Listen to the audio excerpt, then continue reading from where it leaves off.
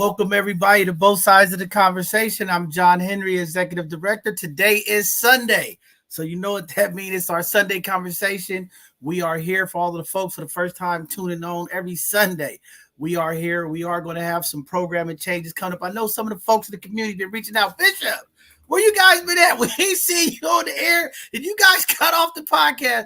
No, we haven't. It's been a lot of things going on, and this month's been full with holidays as we continue to do our part in the community, make sure that we support all of the community events and some of the things that we do behind scenes in the community. You know, this month is Mental Health Awareness Month, as well as Cinco de Mayo, Memorial Day, Mother's Day. So many holidays in this week, so our Sunday conversation has been limited.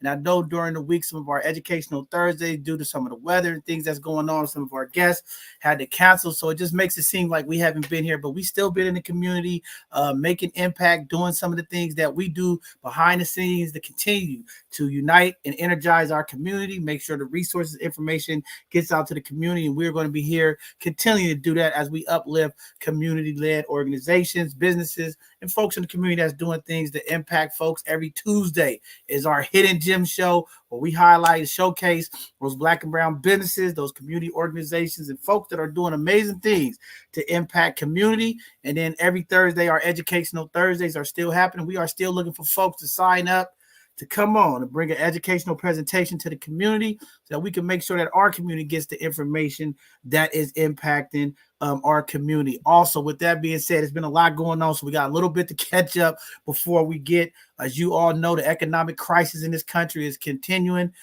to impact every city and every county as layoffs continue to happen. I know last week, a number of YouTube workers, different media outlets, folks came to work on Friday and they laid off a mass amount of employees. I know Tesla laid off a bunch of people on Friday. They talk about another 600 people as this economic crisis continue to impact every city, every state across this country. We will continue to band together, continue to do our part to make sure all opportunities and investments and things that we can help our community gets out to the community. I know here in California, Governor Newsom issued another $30 billion in slashes and cuts for the state budget.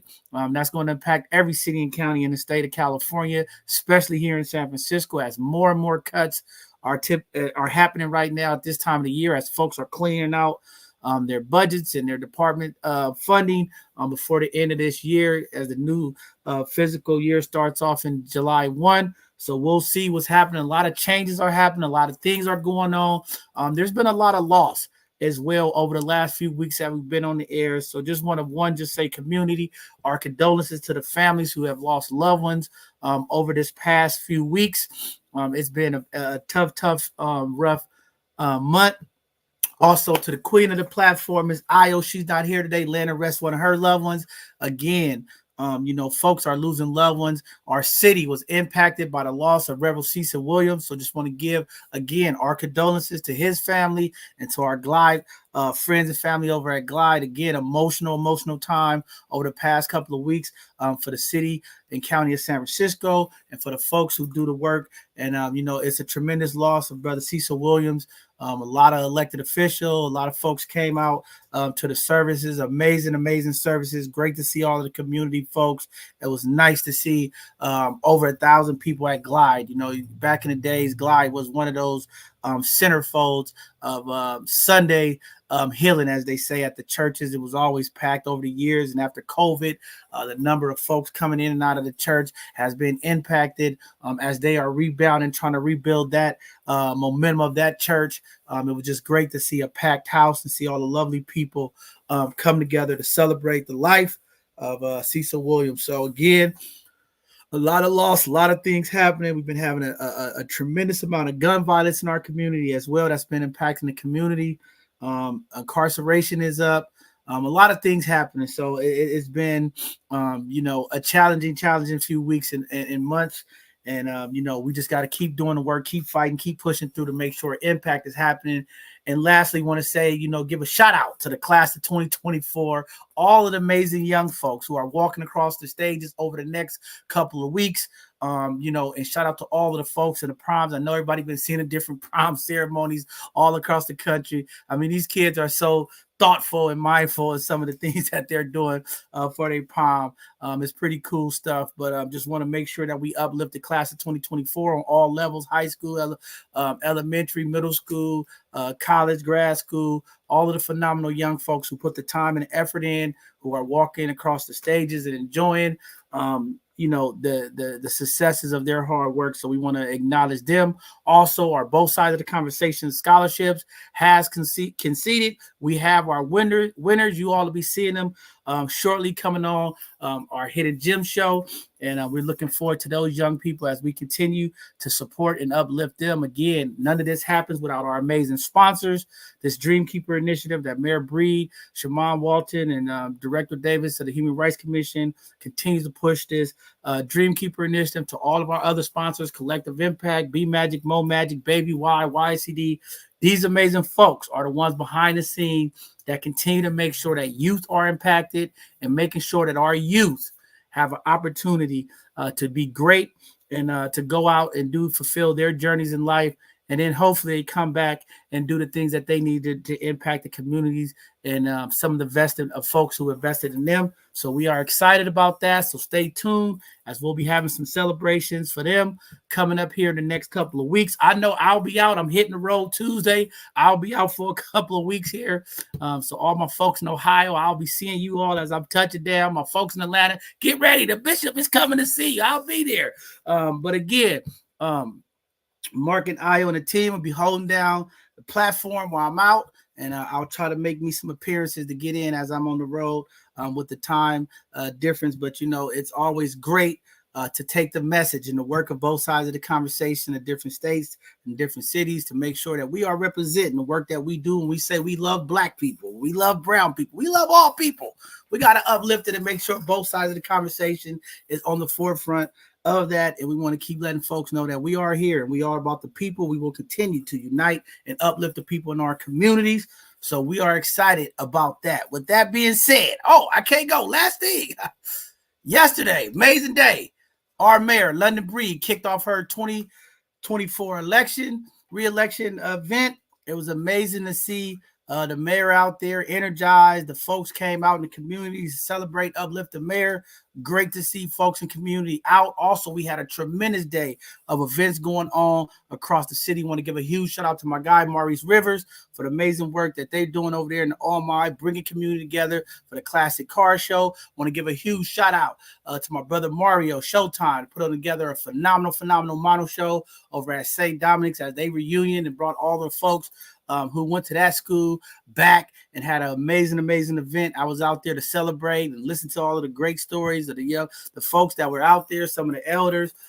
Man, just great to see community and service. And then want to give a huge shout out to all of the amazing organizations that came together to have the Ignite Youth function. We had a bunch of young folks yesterday come out and learn some amazing life skills at the African American Arts and Culture Complex in the Fillmore. We had Latino Task Force, Collective Impact, B Magic, HRC, folks all across the city bringing their young people together, and they put together a phenomenal all-day workshop.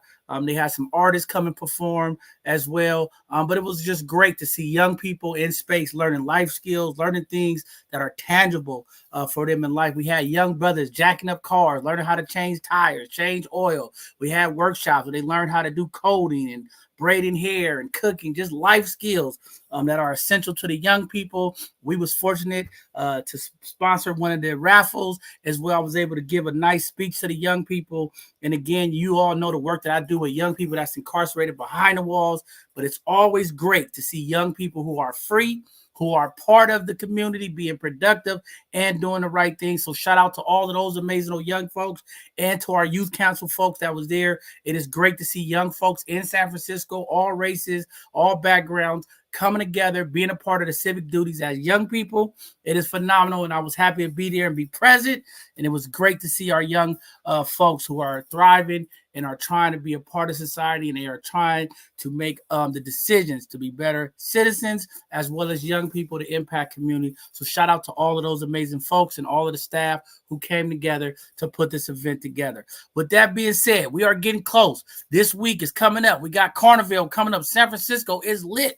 We had the Beta Breakers today. Folks are running around with no clothes on. I don't know what it is about the Beta Breaker. Everybody comes out. It was a great race today. We got Memorial Day weekend coming up, Carnival. We're getting ready for Juneteenth kickoff. The parade is going to be amazing. Folks are just excited and ready to go. And it's going to be a lot going on. So the next couple of weeks are going to be filled. There's definitely going to be less shows for us as we're going to be out in the community, capturing some of these moments, being a part of the experience, living, and just being a part of the community. So be patient. We're still here. And again, we will have some upcoming programming changes. We are looking at shifting the amount of days a week that we are putting on shows to maybe twice a month. Again, to give our team a break, time to like recruit, do some of the things that we need to do back. We've been listening to the community. And again, the bishop, I need a break. Okay, y'all, I'm running myself into the ground. So we're trying to make some changes to really help out and be more productive and make sure that we are doing the most to impact the community. And, just want to make sure that folks know. So with that being said, we know Sister Ayo is out. Our prayers is with her and her family.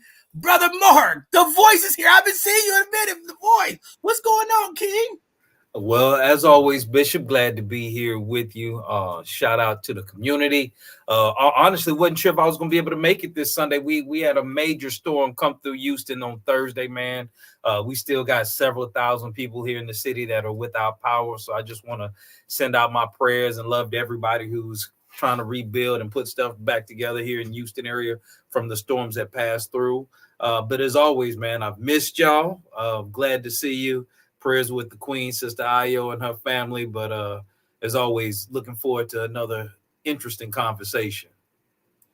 Yeah, definitely we got to give it up to all of our people out there. And again, my prayers are to them. I've been reaching out to my family, trying to keep in touch with them down there. Very tragic stuff. Folks are still, like you said, out of power. Water's over the place. Folks are struggling. We're doing our part. Make sure, community, that you reach out to your folks, your loved ones out there. It is real. This weather is happening. Also in the news, the president's Iran had a major helicopter crash. No info yet. Did he die or what? But things are happening. And, it's just great that folks are still keeping connected even through the storm and what's going on. I see folks coming together. But again, our folks, our family down in Houston, keep your prayers. If you have loved ones, check on them, make sure they're good. And anything that you could do to help support, please support our people down there in Houston. All right. With that being said, I'm going to kick off a couple of these news stories, pass over to Mark to get through the events so we can start today's conversation, because today's conversation is a very important conversation, especially on this Mental Health Awareness Month. But again, as I said earlier, Mayor Breed kicked off her reelection campaign at the Fillmore. It was amazing to see folks came. They said it's about 750 folks who came, and I think it was a little bit more, but she gave a heartfelt speech, talking about the direction of the city. And I know there's a lot of folks opposing, having things to say, but there's definitely been some impact and change. This is going to be a tight Mario race. But again, we want to make sure that we let folks know, get out, do your part, read, understand some of the things that Mayor Breed has done. With her years of experience right now for this reelection is going to be something great. Because now she has that experience of what's going on and understanding how to curve some of the things that's going on. So we're looking to see what takes place. Again, do your part this election season. Make sure you get out and vote and do the things that you need to. Also, CHP Dog helped locate large quantities of drugs in San Francisco during a routine traffic stop. California Highway Patrol Kane discovered a large quantity of drugs in the vehicle. The incident led to a seizure of a significant amount of fentanyl, heroin, and suspected Xanax. The driver, identified as Ruben Nadal Tarso Castro, was arrested and charged with multiple felony drug offenses. I've seen some of the back end stuff of this. They said it's about $2 million worth of fentanyl off of our streets and other drugs. Again, we are fighting this crisis in San Francisco. As you all know, this fentanyl has been taking a lot of lives. We're talking about 300 people a day, they're saying, across the state.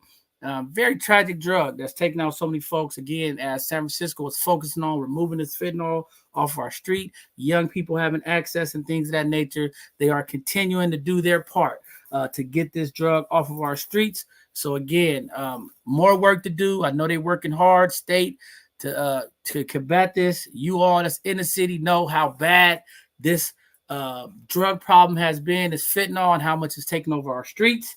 And there's a lot of work. I'm not saying it's all there, it's all complete. We got a lot of work to do. But again, that's a large amount that'll be removed off our streets to keep our young people and folks in the community safe. Also, as you all know, when I just talked about the economy, there's nurses striking all over San Francisco and California. A number of San Francisco nurses and unions have strike against some of the contract negotiations. I know last week, Kaiser, a number of nurses have walked out as they're continuing talk about negotiations to get the nurses back on the job. Again, they talking about working conditions, worker safety, some of the things that's going on. We all know the cost of living is out of control across the country, especially here in the Bay Area. So a lot of these nurses are being impacted and they're walking off the job. And again, we need our leaders, our elected officials, and our union reps to get together with management and get these deals done. As folks are coming in our hospitals, we need our professionals there to make sure that when our elders, when our folks from the community come in, they get the best treatment and the services that are needed. The U.S. and Niger announced withdrawal of their announced military personnel. There was a decision made by the Pentagon for counterterrorism. And I think the deal is coming up and we're withdrawing 1,000 troops and, removing some of our U.S. militaries in the end of September. So again, that's going to impact some of the stuff that's going on in Africa and across the country. I know there's a lot of troop deployment that is happening, as some of these deals are coming off the table as we're going through this election season. As you all see, there's some debates coming up. Folks are upset. I don't know what's going to happen this political season, but we are in a mess. And lastly, I don't even want to bring this up. I have one more thing on the news, but I just wanted to talk about what took place in the chambers of Congress when Representative Marjorie Greene said some comments to the Democratic, I can't think of her name, Crockett right now. We have a problem in politics right now. When we talk about racism, when we talk about things that are happening, I mean, the political forum has just turned into a low-class, nasty environment. And, when we send elected officials to D.C., to the state, to represent community, to represent the people, I mean, these type of behaviors that we are seeing from our elected officials are not okay. I mean, we've had senators and congressmen making threats to reporters, different things. I mean, this behavior is just classless. I don't know where we're going in the world of politics here in America, but it's distasteful, and it's like, it's turned into reality TV to me. It's just anybody can say anything goes.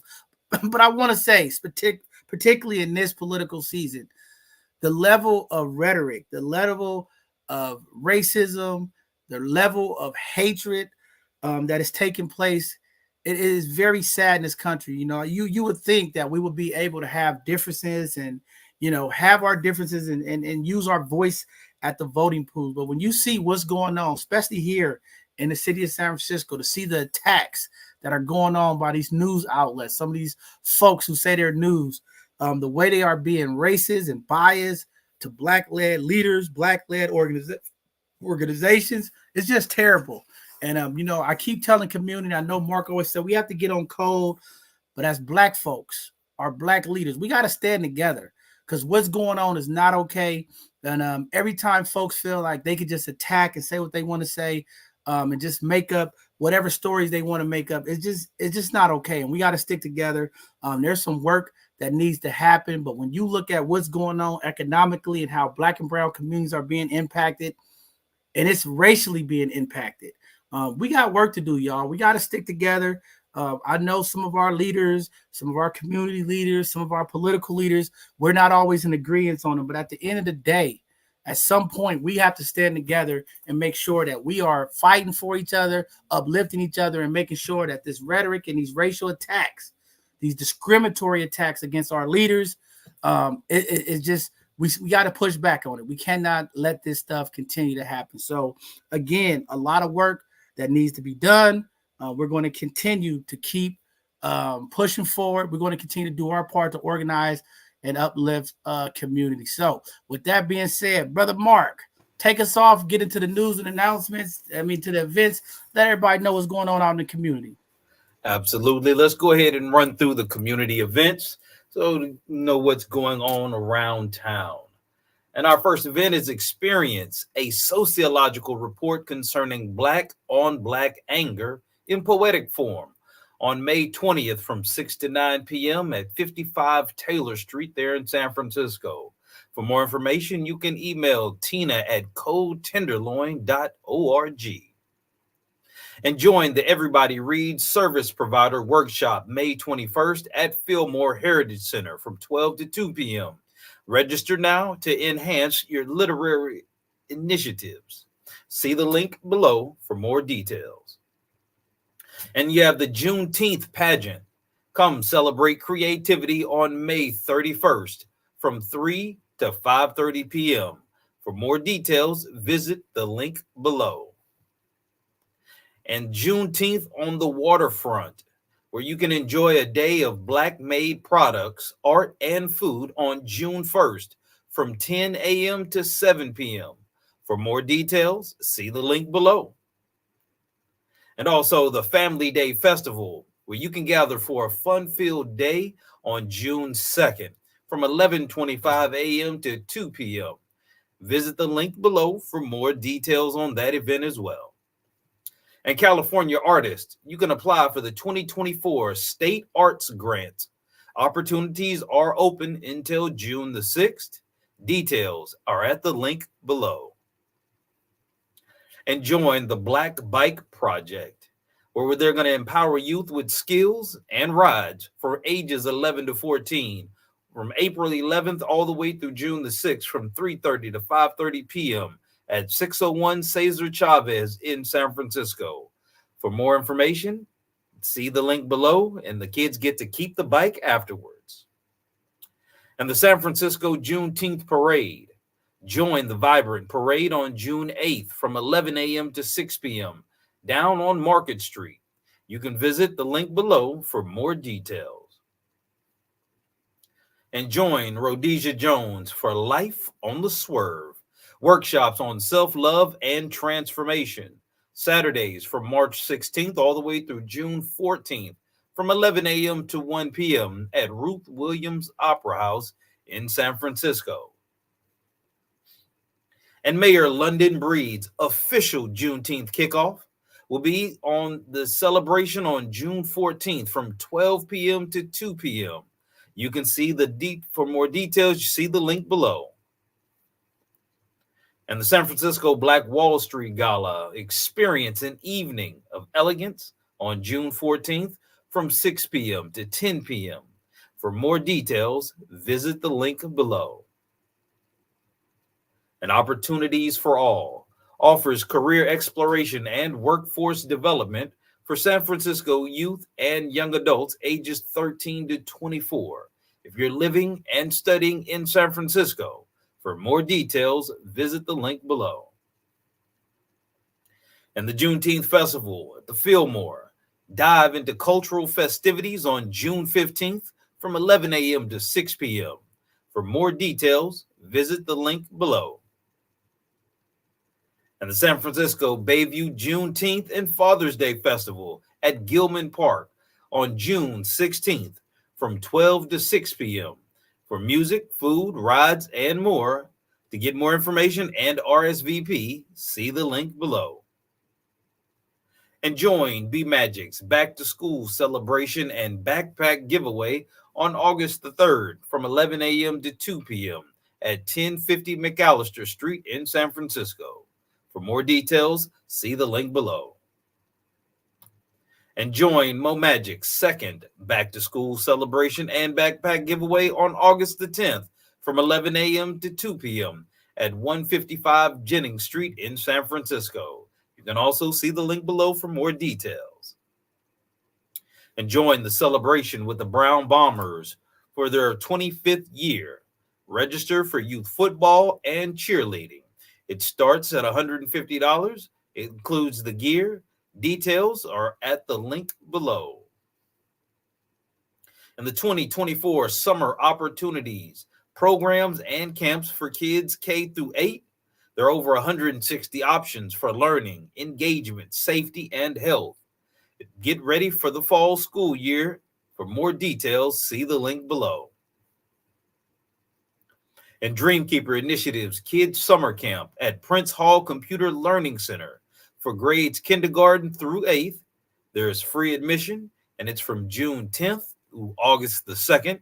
For more details, you can call the phone number on your screen. And DCYF Youth Opportunities, ages 14 to 24.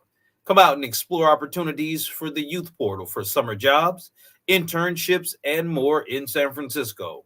Also, for ages 14 to 17, watch out for the paid summer job openings starting back in March. And SOA City is Mine Tech and Sports Camp from April 2nd through November the 26th at various times and locations for ages 7 to 16. To get more details, see the link below. And Kids in the City presents Hair 101 Workshop, Saturdays 1 to 3 p.m. at the Chase Center for youth ages 7 to 17, where you can come learn about unique hair. The supplies will be provided. Registration is at the link below. And join SECC at the Hungry Cafe from 8 a.m. to 4 p.m. for co-working eatery and social space at Southeast Community Center. And SFOEWD and the Renaissance Entrepreneurship Center offer business support services for small business entrepreneurs in Bayview and Fillmore. For more details, see the link and the phone number below. And the University of San Francisco's new Community Counseling and Wellness Center provides 12 weeks of free therapy for San Francisco residents over 18 that are facing barriers to care. To get more details, email the link below. And the Dreamkeeper Initiative's Senior Home Repair Program offers up to $50,000 forgivable loan to low to moderate income seniors and or disabled homeowners in distressed San Francisco neighborhoods. For more information, see the link below.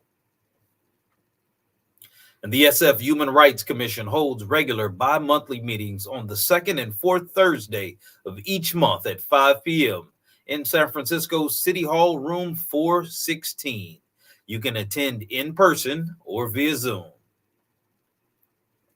And Fathers to Founders Child Support Clinics every Tuesday and Wednesday from 11 a.m. to 2 p.m. at 232 6th Street, San Francisco. Get guidance on child support debt, license holds, custody, and visitation rights. For more details or an appointment, call the phone number on your screen below. And the Dreamkeeper Initiative's Down Payment Assistance Loan Program offers up to $500,000 for down payment assistance and up to $30,000 for closing costs. Get connected with housing counselors, lenders, and realtors. For more details, see the link below. And Walters Wellness Group hosts Sip, Paint, and Center every first, third, and fifth Friday, where you can unwind and set the tone for your weekend. Get fueled by tea, creativity, and grounding, hosted by Dr. Kathia Walters and the team. For more information, see the link below. And join Fathers to Founders for Fatherhood Reimagined Therapy Group every Tuesday from 6 to 7:30 p.m. Food is provided. For more information or to RSVP, see the details and the phone number below.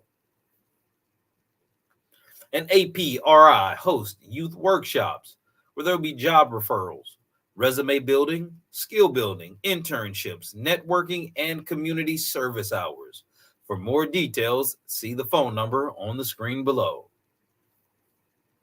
And Fillmore's Friday Night Market every Friday from 4 to 9 p.m. on O'Farrell Street between Fillmore and Steiner.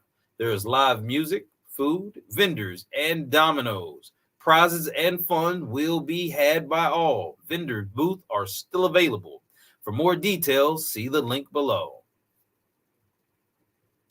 An ongoing vaccination site offers the COVID-19 boosters and monkeypox antiviral pill treatments. For more times and locations, see the details below. The community living room offers free breakfast and grab-and-go lunch from Monday through Friday at the City of Hope Cafe. For more details, see the information below. An SF Office of Financial Empowerment offers free confidential one-on-one smart money coaching. Get financial guidance in English and in Spanish, available to anyone who's living or working in San Francisco. For more details, see the link or the phone number below. And be a mentor in SFUSD's Mentoring for Success. Sign up to volunteer as an individual or group mentor district-wide. Make an impact. Sign up below at the link. And would you like to promote your business, nonprofit, or community impact? Then sign up for our Hidden Gems show, or share your expertise on an educational Thursday, or sign up to be a panelist on one of our Sunday conversations. And you can also keep up with both sides of the conversation's latest shows and community outreach events by following us on all social media platforms. You can also subscribe to our newsletter at bsotc.org. And both sides of the conversation welcomes volunteers to join our mission to uplift and support the community. Make a positive impact. Become a volunteer today. Email us at hr@bsotc.org. And also, both sides of the conversation invites your support for our podcast and community engagement. Please explore any of our donation links, as your generous contributions will greatly aid us in enhancing our programming. And we would also like to take this time to acknowledge the Dreamkeeper Initiative and all its support of both sides of the conversations program and San Francisco's diverse Black and Brown communities. To learn more, see the link below. And also, we're still looking for guests for our upcoming Hidden Gems show. And also on this coming Thursday, we will have an educational Thursday with Mr. Saladin Akbar discussing financial education on how to have a tax-free retirement. And there will be no Sunday conversation next week due to the Memorial Day holiday weekend. And there you have it, Bishop. We've got through all of the events. Man, that's a lot of announcements work that we trying to get to every show. You know, it's a lot. I know it's a struggle. We're going to go ahead and bring up our guests, and then we could go through some of the introductions, some of the stats about today's conversation. So with that being said, we're going to first bring up my guy, Rodney Rice, to the platform. Welcome, brother. Introduce yourself to the community. Let them know a little bit about you. What's good? Mr. Bishop and all those present. First and foremost, we send our condolences here at Changing Lives Forever to Yolo for her loss and, her family. So that's up first. We also want to send a shout out to our Mayor London Breed for the great and amazing work that she's doing in the community, which others have done, and we don't receive the credit for doing it. So we want to acknowledge her, whether it's Matt Dorsey or the Scott Wiener and all these other people who are really putting forth an effort to change the narrative when it comes to incarceration. So with that said, as you all know, I'm Rodney Rice. I hear a lot of the Western Edition of Fillmore. I served 33 years in prison, off a 40-to-life prison sentence. I was released in 2020, from which time I took my reentry very seriously, not just for myself, but for those men and women who wouldn't be given the opportunity to get out of prison. So I do that for them, but I do this more so for anything and anybody. I do this for our youth, for our young people who need that example, coming from the same type of demographic conditions that they come from and face. And it's not always the look of our social society. Sometimes it's that look of those people who are just like them, who've participated and done the things that they have done. And I didn't want to be one of those older cats that they call OG, but I don't consider myself an OG because I didn't start nothing. I'm right here on it, in it just like everybody else. And so I just didn't want to be one of those people who wanted to press everybody. I want to be one of those examples to say, hey, you know what? I went through some of those things. I faced some of them things in its harshest conditions, being in some of California's worst prisons, and being fortunate enough to be selected by our great Governor Gavin Newsom when he passed the Second Chance Act, again showing that there are people who really believe in the opportunity for redemption and allowing you to get back inside your community and do the right thing. And that's what I'm here to do. I want to do the right thing. And so I got out, and I took that serious. I went on to write now 4 books that tailor towards our young people in reentry success in incarceration. And so, I use those narratives sometimes in those stories, like in my Chronicle series, it's the bad guy gone good. So, it's always, some happy endings to this. We ain't doing the Donald Goins thing no more. We really trying to press positivity and being able to, get people where they need to be. Sometimes we believe that because of our education or because of who we are in the community, but that's the solution. And sometimes it's just the simple fix is that lived experience, that lived acknowledgement that I am somebody and that you are somebody, and that we all have a value and worth here in our societies. Particularly, I speak here for San Francisco because that's where I'm from, and I just want to be able to be clear about that.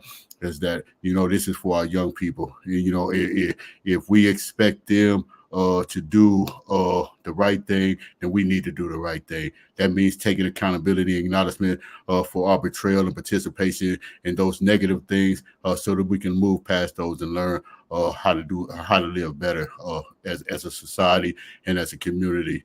So with that said, that's me, Bish. That's how I'm coming, and that's where I'm at. I appreciate the opportunity to go over there to JJC, and mentor with the kids, play a little basketball. I broke my leg and I ain't running up that court like what I'm saying, like y'all running up that court.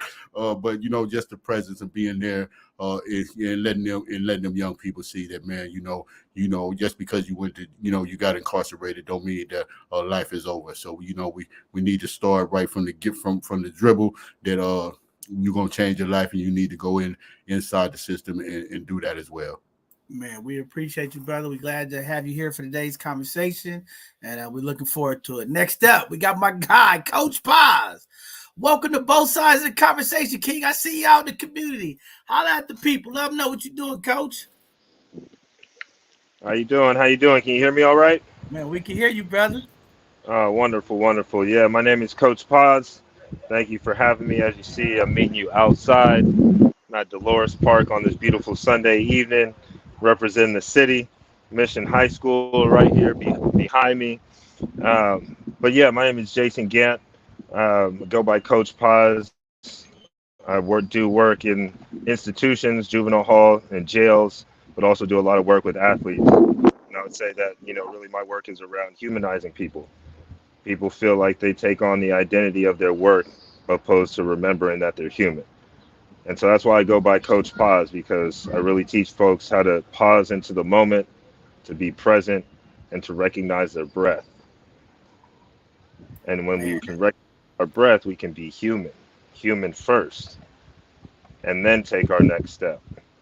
So it's all about transformation, transforming our minds, transforming our bodies, so that we can be safe and healthy within them.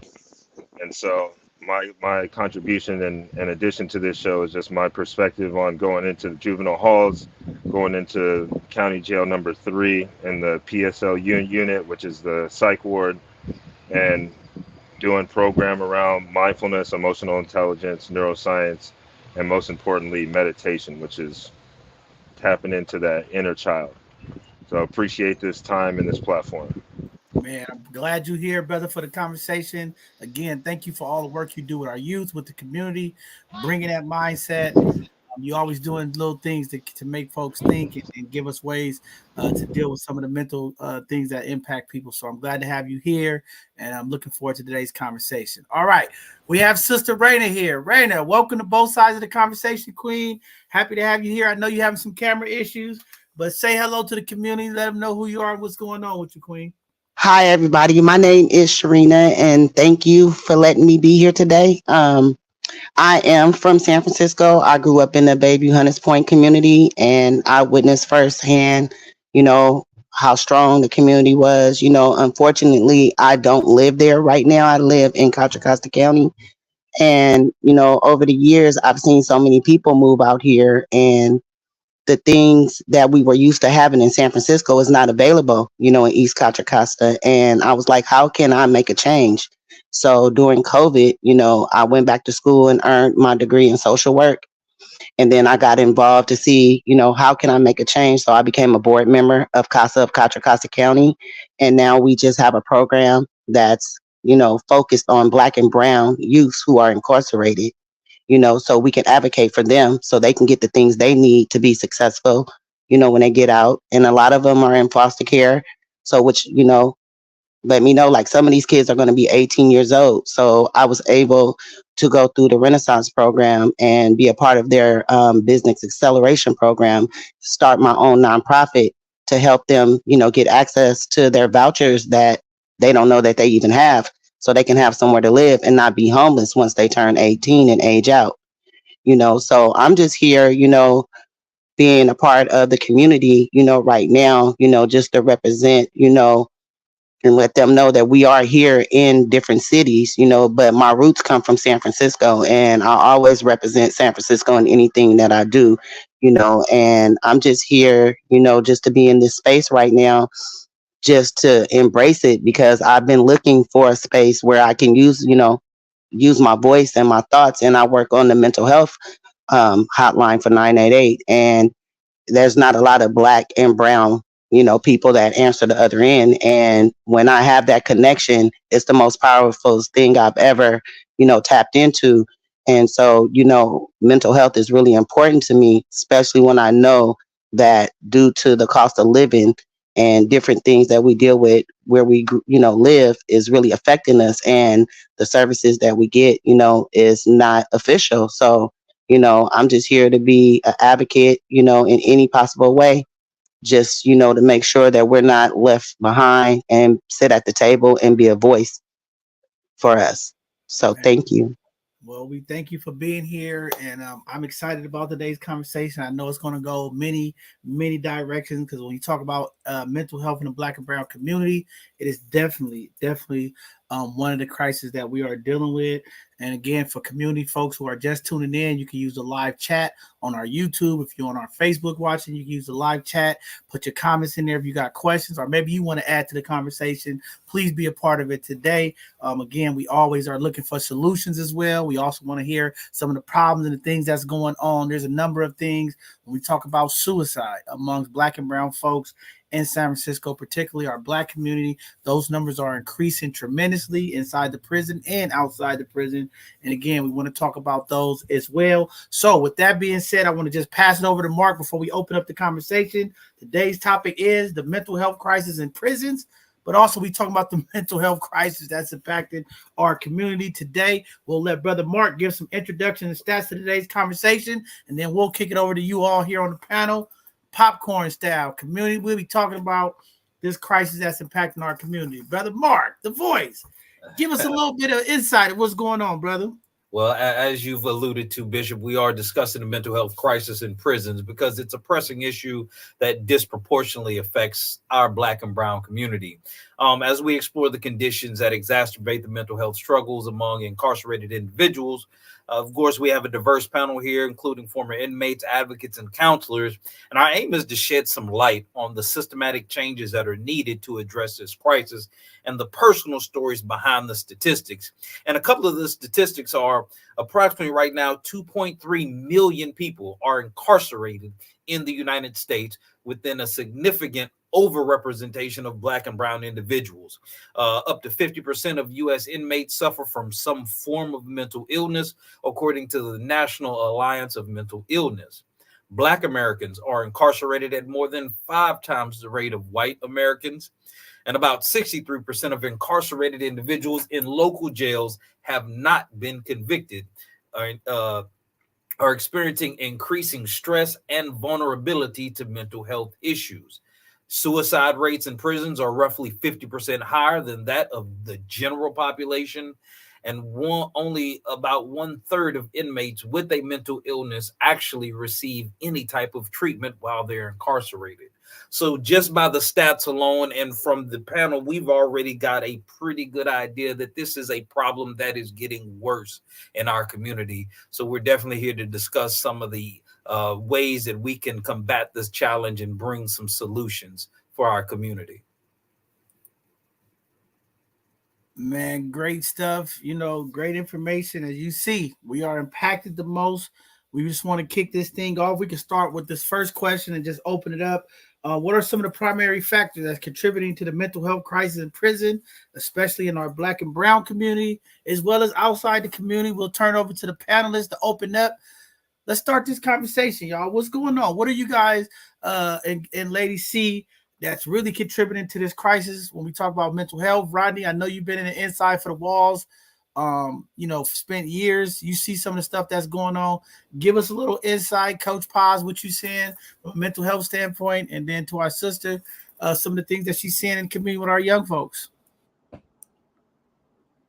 So I'll go first, man. It just say that first and foremost, mental health inside of our justice system, particularly here in California, is consistently growing. So in 2019, I'm the data kind of guy. So let's do the numbers first. Let's do the numbers so we understand the conversation in the depth, the seriousness of what's going on when it comes to mental health here in our justice system. So there are more than 15,000 active mental health cases just in jails alone. And so in 2019, there were 22,000 inmates in Department of Corrections who were faced with mental health issues, whether that was depression, suicidal, and all of these numbers. Now, today in 2024, there's more than 80,000 inmates faced with mental health issues. Just this Friday, a federal judge passed a law. Made a rendering stating that California was failing in its mental health hiring when it came to the requirements needed to address those issues of incarceration. Our mental health is different than the mental health, let's say per se, one would face in society. So, and this is due to traumas long before you ever were incarcerated, but more so after you were incarcerated, because you're faced with another set of circumstances, the constant violence, the constant threat of violence against one's person. And just trying to live in that type of jungle is different than living, let's just say, in the hood where you're under the politics of neighborhoods. But that trauma is a different kind of trauma, and so it's continuously growing here and throughout the country when it comes to more so depression. Like me, I use myself as an example. One who faces depression in society, let's just say they want to stay in the house. They want to, they don't want to be around people. And that's a different kind of depression than having to face constant violence and constant oppression and being isolated. And so, I may lash out in a different kind of way because what you say may trigger me into feeling some type of way. Now I'm faced with the depression, and my depression is given through anger or when you've accused me of something, or you've put on this idea that you're better or less, because inside of prisons, one is always fighting to regain his identity that you are continuously trying to oppress. And so that's a growing factor and very important when we talk about what type of trauma is faced inside of our institutions, which is, again, very different from the traumas faced in normal society. And I just wanted to start it off by that. We had to always keep count of the numbers, and, is it decreasing or increasing, and how do we best tackle that issue? Man, I think that's very important. Those numbers are very, alarming. You know, and we know some of the stuff that's happening inside the walls impact what's going on outside the walls, and we'll touch more into that. But Coach Paz, I've seen you coming off your mic there. You want to jump in and talk about some of those factors that's contributing to this mental health crisis? Yeah, no, I mean, the one word that comes to mind right now is guilty.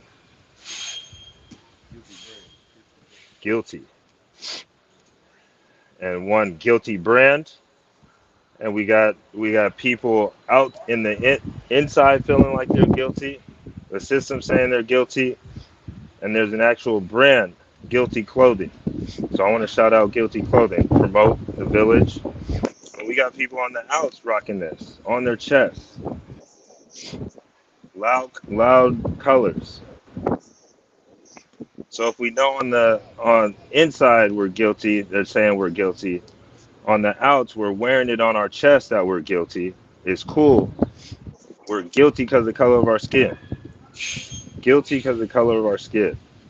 So if we know this as a people on both sides of the conversation, when, how, and at what age are we even having this discussion? Because there's stress, there's trauma,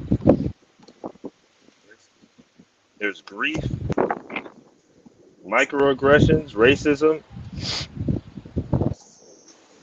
So we understand that we're guilty by the color of our skin. And I see it as I go through the schools that I'm in. I see it on the faces and the confidence when I go into jails and juvenile halls. But I don't see anyone addressing this very conversation that we're having here today. So I really appreciate this platform and for you guys having this conversation, because this is exactly what we need to be discussing. When, how, what age, and how do we actually get through to folks so that they care about this up here? Well, you know, I'm glad you said that, Coach. I think one of the things that it is great that we're highlighting this conversation, especially during this Mental Health Awareness Month. I think that's the beginning, right? We have to first bring the awareness to the community that this is real, it's impacting. I think after the pandemic, the increase of suicide, the increase of depression, the increase of anxiety, especially with our young people, have really moved the needle on conversations. The amount of young people dealing with this mental health issue in our community, becoming incarcerated, then being incarcerated, dealing with the system, not being, conditioned to isolation. It's triggering a lot. And for our folks that's inside the walls, dealing with the day-to-day living circumstances and the challenges of that, but when we look at funding and we look at resources and supports, you look at the amount of inside support we have behind the wall versus what we have in the community. One of the challenges that we hear in the community so many times is there's no access to mental health services. There's no access to Black and brown mental health providers. And then just the lack of resources. And, this crisis is not just impacting us here locally, but it's impacting the world globally. And when we talk about the needs, what's needed, I keep saying, we have to go to our elected officials. We have to go to the highest level, okay? In order to combat what's going on with this mental health crisis, we have to have the same energy, the same political push that we had during COVID. The same amount of funding, the same amount of support, the same educational barriers that was broke to get nurses into nursing during the pandemic. We're going to have that same energy to deal with mental health, because with the changes of the economy, with the changes of the workforce, with the changes of the housing, the changes in how things are evolving in our communities, there's going to be a greater increase of mental health cases and folks that need support. As the re-ramping from the pandemic, we're seeing an increase of incarceration right now across this state and across the country. More is going to be needed. So I think that's where we got to start at. We got to push our elected officials. We have to keep mental health on the forefront. Go ahead, brother. Yeah, no, I appreciate what you're saying. Just on all levels, even just starting with the system as we talk about, just the theme and topic tonight, mental health in the justice system and the prison system. Um, and then on the other side, how many mental health counselors and professionals are there? They're locking us up at exponential rates. But then the barrier to become a mental health professional for a BIPOC black person is extremely hard. And so to jump through all those hoops and then on the other side be justice involved and to the finger to be pointed at you saying guilty when you're just trying to live life and be human. Um, I think that what you just shared just speaks to all the cracks in the system and why we actually need to have this conversation. And then most importantly, why we need to have tools, techniques, um, and skills to be able to support our own mental health because the system is not there to support us. And if I may, Bish, this is the thing, and I have a serious issue and problem with it. Is that while we want to continue to advocate for the support and the funding and the opportunity to be classified as mental health professionals, as therapists and people in knowing how to address these issues, that's the roadblock. That's the roadblock that they have set in front of us to make us have to jump that hurdle in order to say, no, you know what? I just served 33 years in my prison. I'm going to get out and I'm gonna be the mental health professional. I'm going to be through this lived experience and I'm going to put in this work. I don't need your credentials. I don't need your title. Matter of fact, I don't need your money. I'm going to go out there and do it. You know what I'm saying? Because it has to be done. We have to start being accountable for our own communities and our own children and our own self wellness. We can no longer continue to expect or desire another person's assistance. See, that's what that is. That's assistance of you taking accountability and responsibility for your own mental health. We have to do this. The number one problem with those individuals coming from prison back into the society and facing mental health is being able to deinstitutionalize oneself back into the normal society. So because we've lived in that type of environment for so long, we assume, because we've been told through the mental health professional that you have to think this way, you have to act that way, you have to behave this way. This is what society is like. That's what it's like for you. That's what it's like for those people who have never faced those types of issues. And so I'm saying that when I get out here and I talk to young people and I talk to fellow prisoners who have been through this thing, is that we want to be able to classify ourselves and our value and our worth. We want to be able to say, you know what, if you want to help, that's fine. But guess what? If you don't help, we're going to get it done. Because we have to. We are such in dire need, and it's such a crisis. Like you say, this is worse than COVID. When you go from 10,000 people who stuck in cells who want to kill themselves to 80,000 people who want to, contemplate suicide. Now we come back into the society, and our children, they can see that. They can feel that energy that every time you trying to do something good, you getting pushed back or you getting ignored, or you saying, well, you need to go to school and you have to have this type of education. You have to be this type of person. And so now our young people, they adopt what they see, that energy that they see from whether it was their father or their mother or their uncle or their auntie who was in that incarcerated state, who's simply trying to do the right thing. Oh, I'm not paying him enough. I don't got the right kind of job. I can't find the right kind of housing. And so these are all factors that play into this mental health problem that we have, which is why I continue to grow. And I want to just jump in, and I don't want to gloss over something that you said. You said, and everything you said was powerful, but something that stood out to me was you said that there's 80,000 people that want to kill themselves and commit suicide. No. It's no 80,000 people are faced with mental issues, mental health problems inside of our correctional institutions. Exactly. Yeah. So and so I'm saying, I'm drawing that point out just to say that is the need, and how can we even support that? That's a huge need, and as you said, as you described, people need that support, and it's dire, yet the system isn't set up to even have that capacity. And so what I say to that is that again, that's the trickery. That's the the Molly card play. The system is not designed. See, key word, the system is not designed.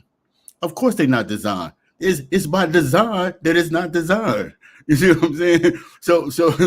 So we have to then, get out and say, you know what? I'm good with that. I know you're gonna put the blockage up, but guess what? I'm gonna start writing these brothers, sisters. I'm gonna start showing up to these rallies. I'm gonna be up in City Hall, and I'm gonna start demanding that you give me access to these individuals like me who need that help, right? And sometimes when we sitting here waiting for somebody else to give it to us, guess what's gonna happen? We ain't gonna never get it. We ain't gonna get it because they ain't trying to give it to you, right? And that's what you go back when you talk about that guilty thing, and now people branding themselves as guilty. We ain't guilty of nothing. We guilty of building America and making it great. We guilty of making the employment rates high so that you can reap the benefits of all these things that you said that you got, and now you luxury living. We guilty of that, but we not guilty of our own value. Right, we're not guilty of being who we are. Right, that's who we are, and then we need to stand up for that, and we need to fight for that in ways that they don't expect. See, sometimes they think that they coming to us. Oh, we got to start this. You know what? We pulling up. You see John Henry over here left. You look up 1 minute, you over here right. And we need to start putting that type of work in if we want to expect the things that it is that we want, and no longer continue to accept that we are going to be given to us one day, right? And that's where we at when it comes to mental health. I was just in San Quentin State Prison last week, and one of the things that the brothers was up, and I was speaking to a group of lifers, and one of the things that they say is that, hey man, when I go talk to the psych, I go talk to the mental health clinicians, and they give me all these exercises. They telling me all these things about my mental state of mind. But what they don't realize, and what I said to them, is that the only way that they can assess you is if you have done or committed a particular act, right? And so now the expert becomes me, because it don't happen without me, right? You went to school, you got the credential, but the action was created through my own endeavors. And so now we have to start demonstrating those positives, because those of us who have learned, or those who have gotten out of that, or figured a way out of that, then we need to start going back. We need to start tapping in. We need to start spending time the same way we're going to spend time doing the things that we did. We need to invest in our community. We need to invest in our young people. We need to invest in the growth, development opportunities of mental health, right? And stop, saying, hey man, can I get the $21 hour job? You know what I'm saying? That's cool. But we can't do nothing if you can't think and act and perform correctly. That's key. We have to be able to have that self-care and acknowledgement on how to move forward. If we don't do that, then we're going to be forever stuck. Let me just jump in here, because I think both Coach and Brother Rodney, y'all are hitting on this, because it's such a layered issue. Because when we try to define what mental health looks like in a toxic culture and environment such as America is all about the dollar. It's all about profit. So let's not have this illusion that what they're selling us about the justice system being just, or the measures of incarceration being redemptive. There's nothing about it that is actually redemptive in a holistic way. It's a money play.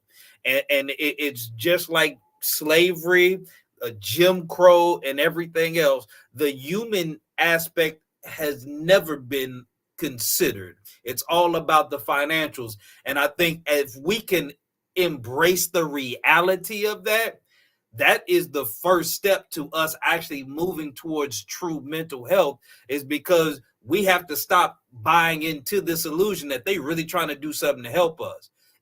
We gonna have to save ourselves. The system ain't gonna save us. They never gonna give us enough for us to stand on our feet.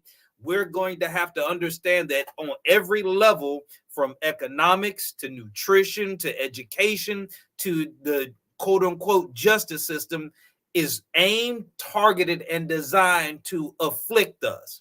If we can realize that we're in a war, then that gives us the first step into actually getting true mental health, is realizing we're in a fight, and the people that are smiling in our face are the same people that's stabbing us in the back.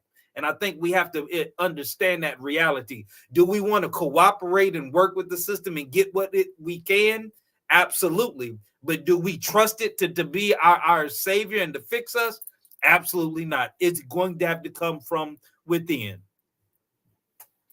I want to ask Sister Raina something, because she said something interesting. She went back to school, and I've talked to several young folks who are going to school for therapists or psychiatric, and they talk about the number of hours and the levels of that they have to clam just to make the wages, or to get through the testing and community service hours to be able to come do the work in the community. And I want to ask you, Raina, when you look at the statistics, when you look at the Black and brown community, sociology, psychiatry is one of the highest sought after degrees. But when you look at the actual professionals working in the community, the numbers are very marginalized.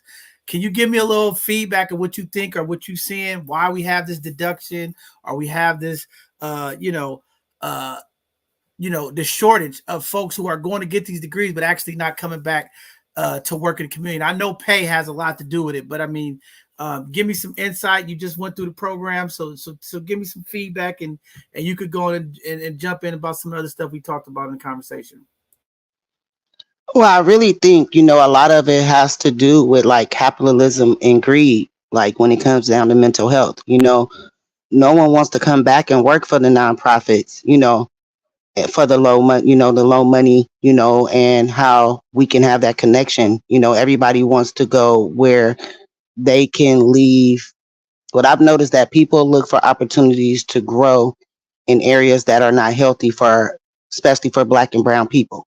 And so when that happens, it plays a significant role in disparities when it comes to mental health.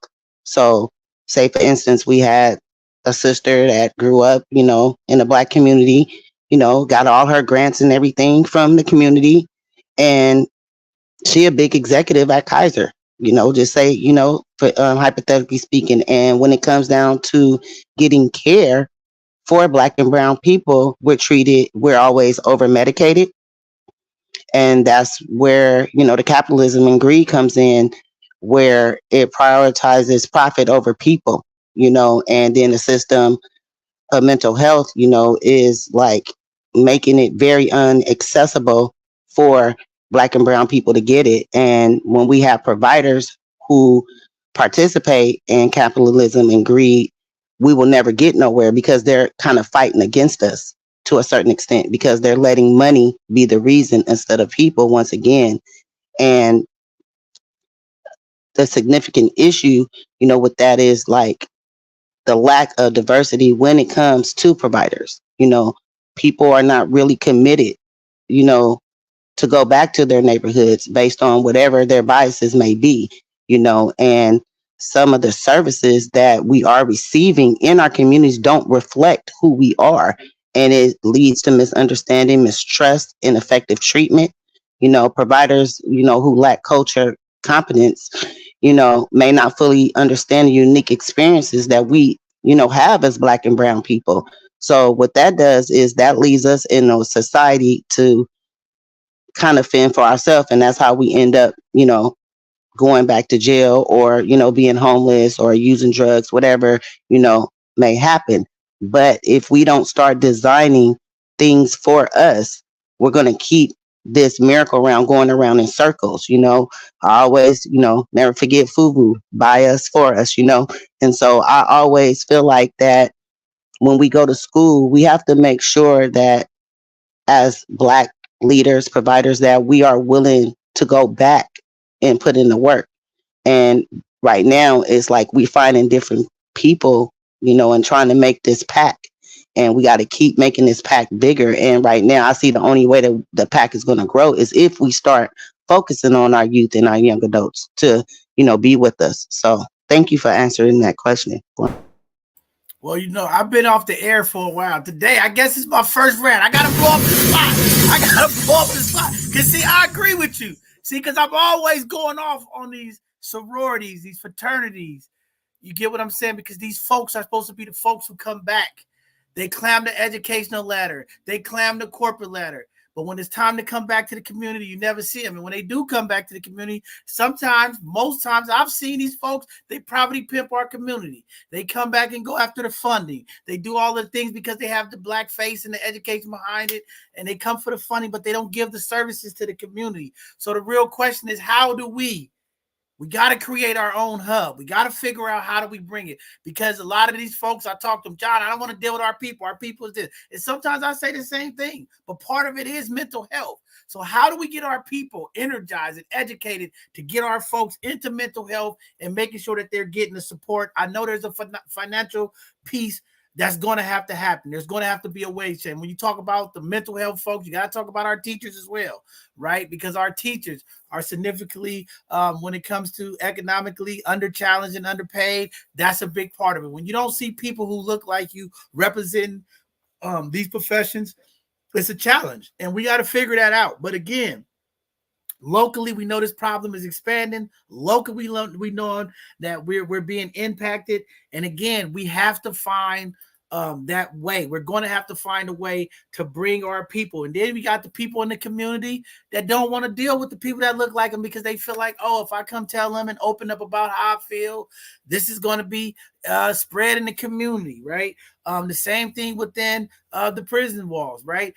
So it's a challenging thing that we're faced with, but we have to come up with a solution. And again, I agree with you.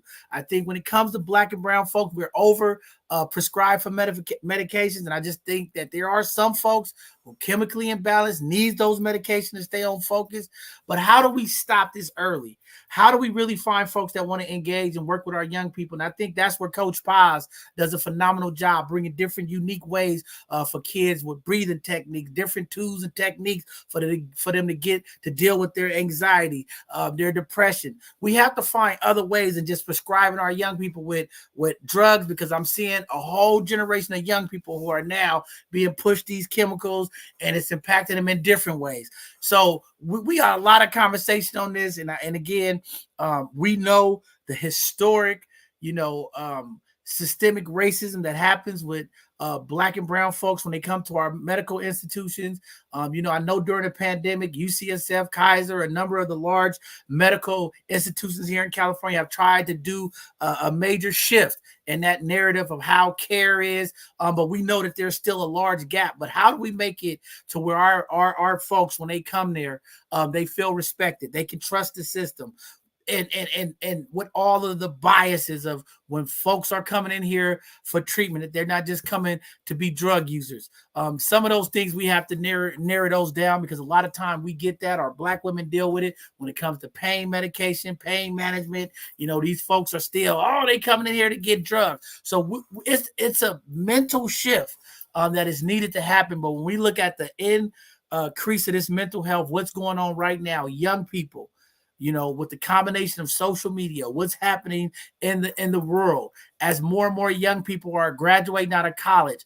I've been watching, throughout these last couple of weeks, more and more young people are having high anxieties. They're afraid about their careers. They're afraid about job opportunities. Those things create high depression, high anxieties in our community. And when you see the amount of job loss, the economic downturn that's happening in our community during this political season, the mental health issues that impact our community the first, it's tremendous, right? So again, today's conversation is very important, not just for our folks inside the walls, but our folks outside the wall. How do we talk to our community parents? How do we talk to our community leaders who are also adding additional stress to our young people? I hear so many young people worried about, oh, my mom keeps telling me or my dad's telling me when I turn 18, I got to move out. Those are creating more and more mental health issues, more and more anxieties.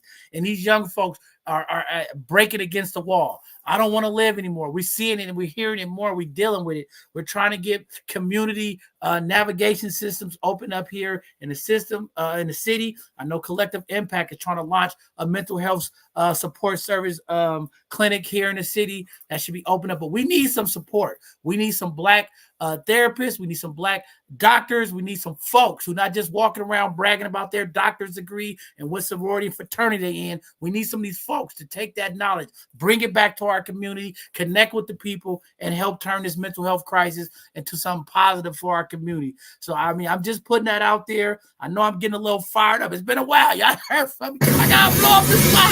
Let's get this thing going. Go ahead, Coach. No, I love it. I appreciate it. And since you throwing out the fraternities, I'm gonna shout out my alphas. So my alphas. So we're here. We hear you. We're doing the work. We're trying to be in both sides of the conversation. So appreciate you for bringing us in. A couple words that come to mind, and then a friend, had to sit me down and give me this mindful moment and pause. And, just ask me what's the difference between reform and revolution. And that's what's coming alive for me right now, is that the system that we're talking about living in and trying to be human and thrive in is always in reform. And we allow that to trick us into that's going to help us. When reform means that is just change.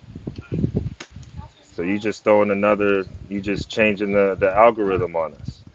You're not helping us, you're just changing it. When we really should be thinking about revolution, which is that full circle, that full revolution, going 360 degrees. We're actually changing, we're transforming. And so when I hear this conversation, I'm motivated and hear the opportunity for us to inspire each other through these conversations, through the events that you all share, the announcements, through understanding the process of what it takes to become a mental health clinician, to really understand the lives of those that have been incarcerated and accepting them for the experience and wisdom that they have. And that really takes revolution. So that's revolution within our nuclear families, not just reform. Not just do right now because I said so, but this is revolution. So we have to change this for the next generation. So we're really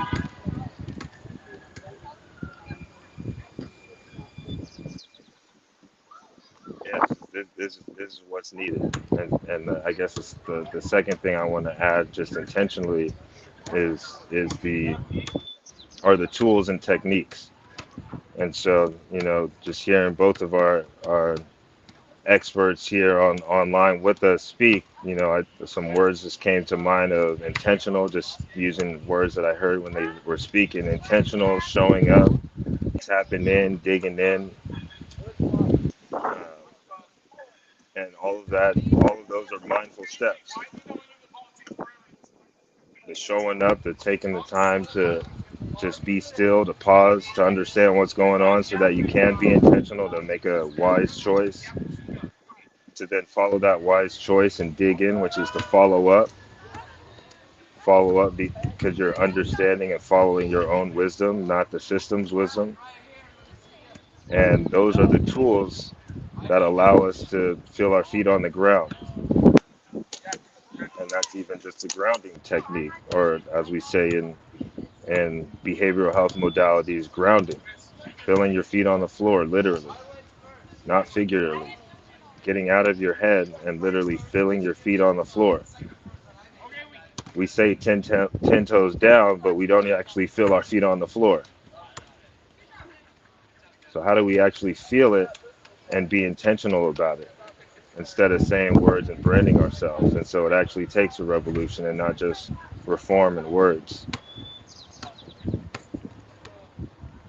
So, and if I may add, so first and foremost, when we talk about solutions, we need as a community and as leaders of those people who are willing to listen, is to get away from this whole idea of oppression.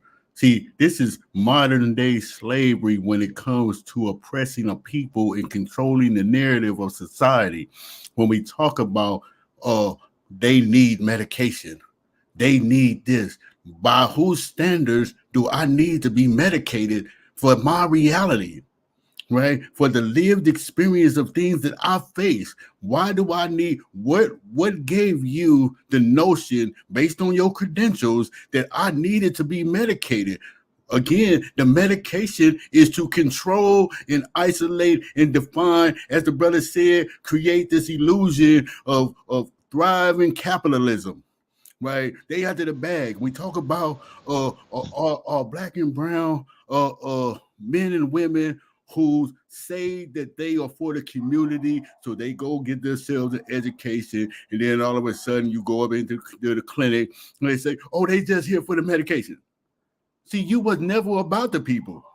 You was never there truly, because now you're trying to figure out what it is they here for. And if you here to try to decide what it is they here for, then you need to come with some compassion that even if they were there just for the medication, then hey, let me sit them down. But see, those people have bought in to this whole capitalistic slavery type of oppression attitude. You know, see, they got a little education, they put a little money in their pocket, they got a nice little car now. Now all of a sudden, you better, you smarter, you feel like you got the solutions and the answers now, because who said that you were qualified? They said the side from which was trying to oppress you from the beginning, right? Which is actually crazy, because we may not need the medication. We don't need it. This is the thing. But we don't need they need us to take the medication in order to follow their theory they learned in school, because they don't have the experience or know-how. And so they need us to take it so they can do, quote unquote, their job. A guy once told me, he said, if you don't take the 12 steps and complete the 12 steps, you are not recovered. You are not a recovering addict. But he talking to a guy, not me. He was talking to a guy who had been clean for 30 years. How did it be? He never take the 12 steps, but because it fit the model of their growth network, then all of a sudden, he's not recovered. He's not a recovering addict because you didn't go through their process. See, that's where they trying to hold us right there, is that if we don't go through their process, then it's not right. Oh, well, these people done that and those people done that. Well, those were not my people. Those people didn't suffer through slavery. Those people didn't suffer through brutality. Those people didn't suffer through isolation inside of a incarcerated system that you have designed, because now he got a traffic ticket. It ended up with 50 years. You see, so these are issues that need to be addressed. And how do we address these? You ask for the solution. We need to start pulling these people to the square and holding them accountable for the things that they say and do against our own people when you try to exploit us as a society and as a community. Because you after one thing, which is money and acceptance. We have to surviving and maintaining our stability as a collective community, and that's where we need to start. We need to start by saying, you know what, you ain't finna run that trick on me. You ain't finna run that trick on my brother. You ain't finna run that trick on my sister. You know what I'm saying? And if anybody needs some medication, I suggest that you take it, because it won't be me. Raina, I see you come off the mic. Go ahead, Queen. I agree with everybody said. Nobody can talk for us better than ourselves. So, um, these approaches should be, understand as being prioritized, and find out what the core problems are, that individuals face, then rather, medicate them. I do agree. Some people do need medication, but we can do the holistic approach, wellness groups, community supports, and culture tailored therapy options can provide, a more efficient, mental health care. Like right now, a lot of therapy practices can hold a lot of biases and apply the uniform approach to individuals, that are, black and brown, and it does not help us with our diverse needs. And I had to tell somebody the other day, even identical twins who share the same genetic makeup, requires personalized care, and that should apply to mental health. It should be tailored to individual unique circumstances, and as black people and brown people, we have unique circumstances.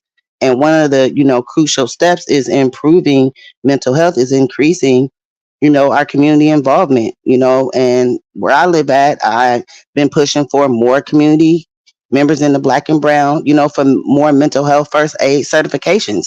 Because when we are having that issue, we can go talk to our neighbor and, they know what to do without getting police involved. Like, it's so many different things that we can tailor for ourselves, but we have to be there and be in spaces to say it. We don't have a lot of people that's willing to walk all the way in solidarity. We are in a revolution. I was born in the 70s, so I am the revolution. And, it's crucial that we keep this conversation going, because what it does is if a community member is having a crisis, it could turn a community member, someone who looks like them, who understands them, it can foster trust and then, ensure that they receive the empathetic and effective support.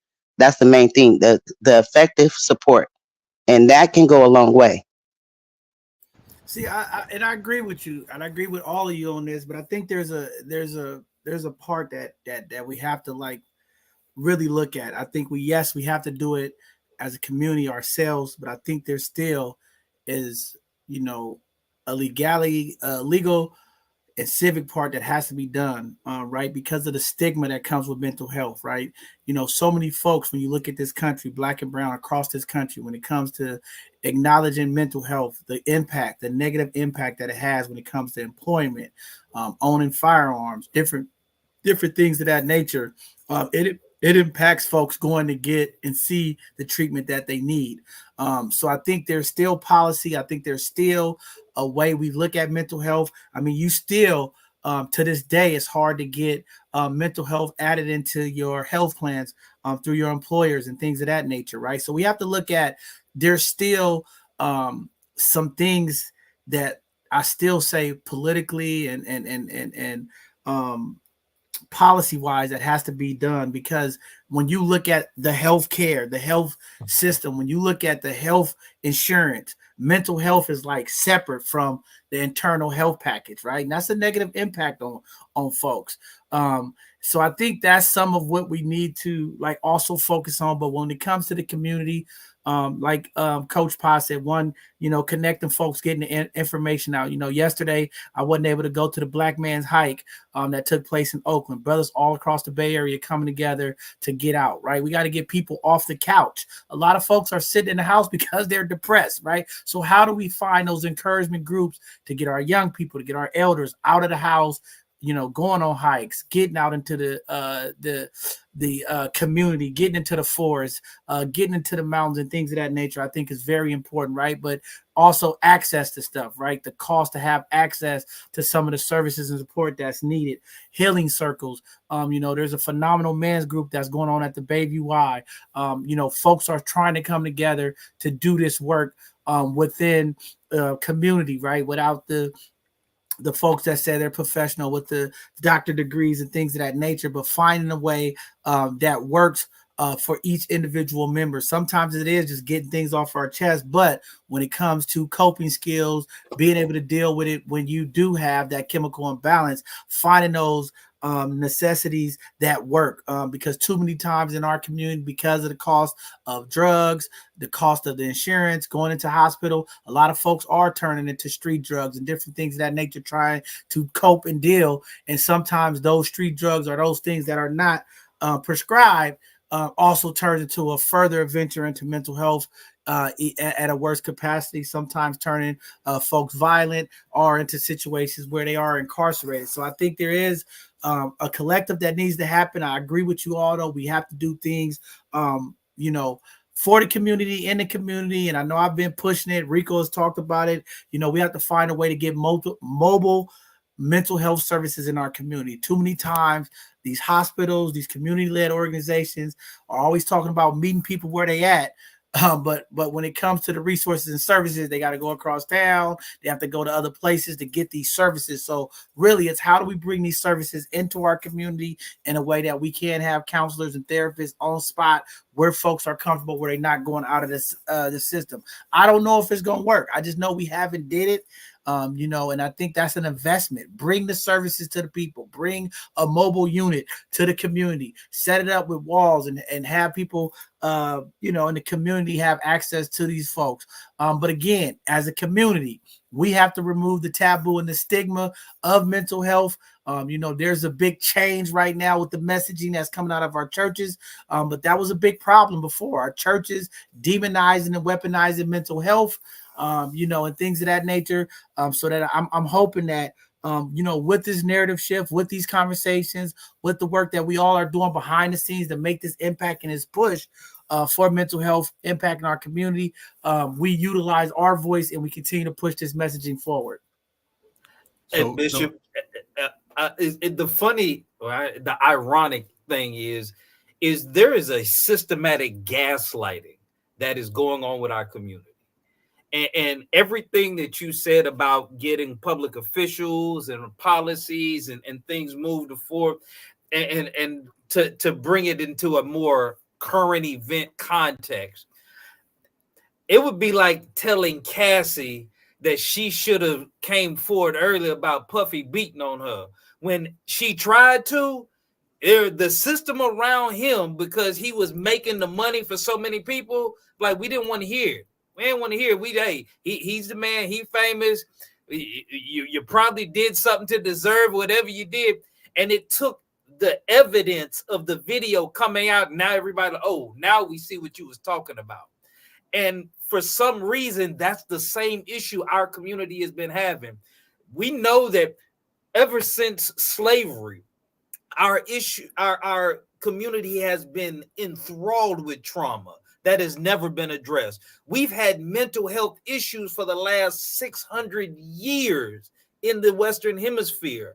And to think that they're going to give us some token policies now to correct it, it's gaslighting a lot of people. And I think that's why the mental health disparity is so great, because we're making a moral appeal to a system that is financially incentivized to continue to traumatize and abuse us. So I agree with you. I agree with you that, I'm still going to stick fast on saying that there's still part of policy that has to happen. And, going back to what you said, it's a culture thing, right? How do we break these myths within our culture? We talk about domestic violence. How much of this is happening in our community and no one says anything.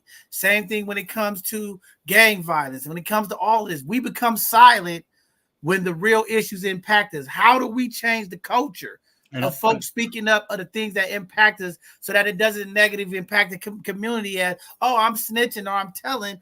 But how do we do it? Because how many other women right now are suffering from domestic violence and there's people in the community standing silent because, hey, that's Uncle Ray Ray, or they do this all the time, right? How do we emerge ourselves into this fight? And that's really where we're trying to get. How do we as a community How do we create this safe zone? How do we create a mental health space where it's okay? How do we destigmatize all of these things that impact it? Because we can't make no change. We can all be rah-rah, we want to make change, but if the culture, the people in the community is still like, hey, we don't say it. This is why I get upset when we have different leaders, different folks in our community who are okay with the behavior, and everybody has issues. I hear the rumblings. Hey, this person did this.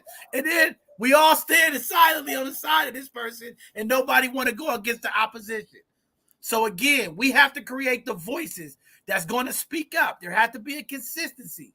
There has to be some cynicism around how we do this, but it's a culture change. Black folks, we got to make a culture change if we want to make an emotional change in our community. Brother Rodney, I see you coming on. Yeah, because you fire me up, man. You fire me up. And I agree with what you said, and I'm all for the, we need the policy changes. We need to inflict the bruises, stand up against the, the oppressor. I'm with all that. Yeah, that's cool. But here's the solution, man.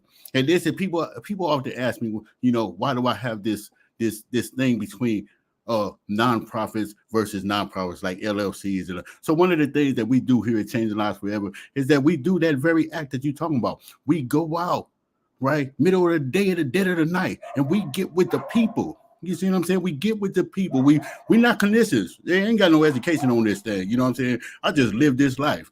So we out here and we dealing and we talking to these people because that has been taboo in our communities.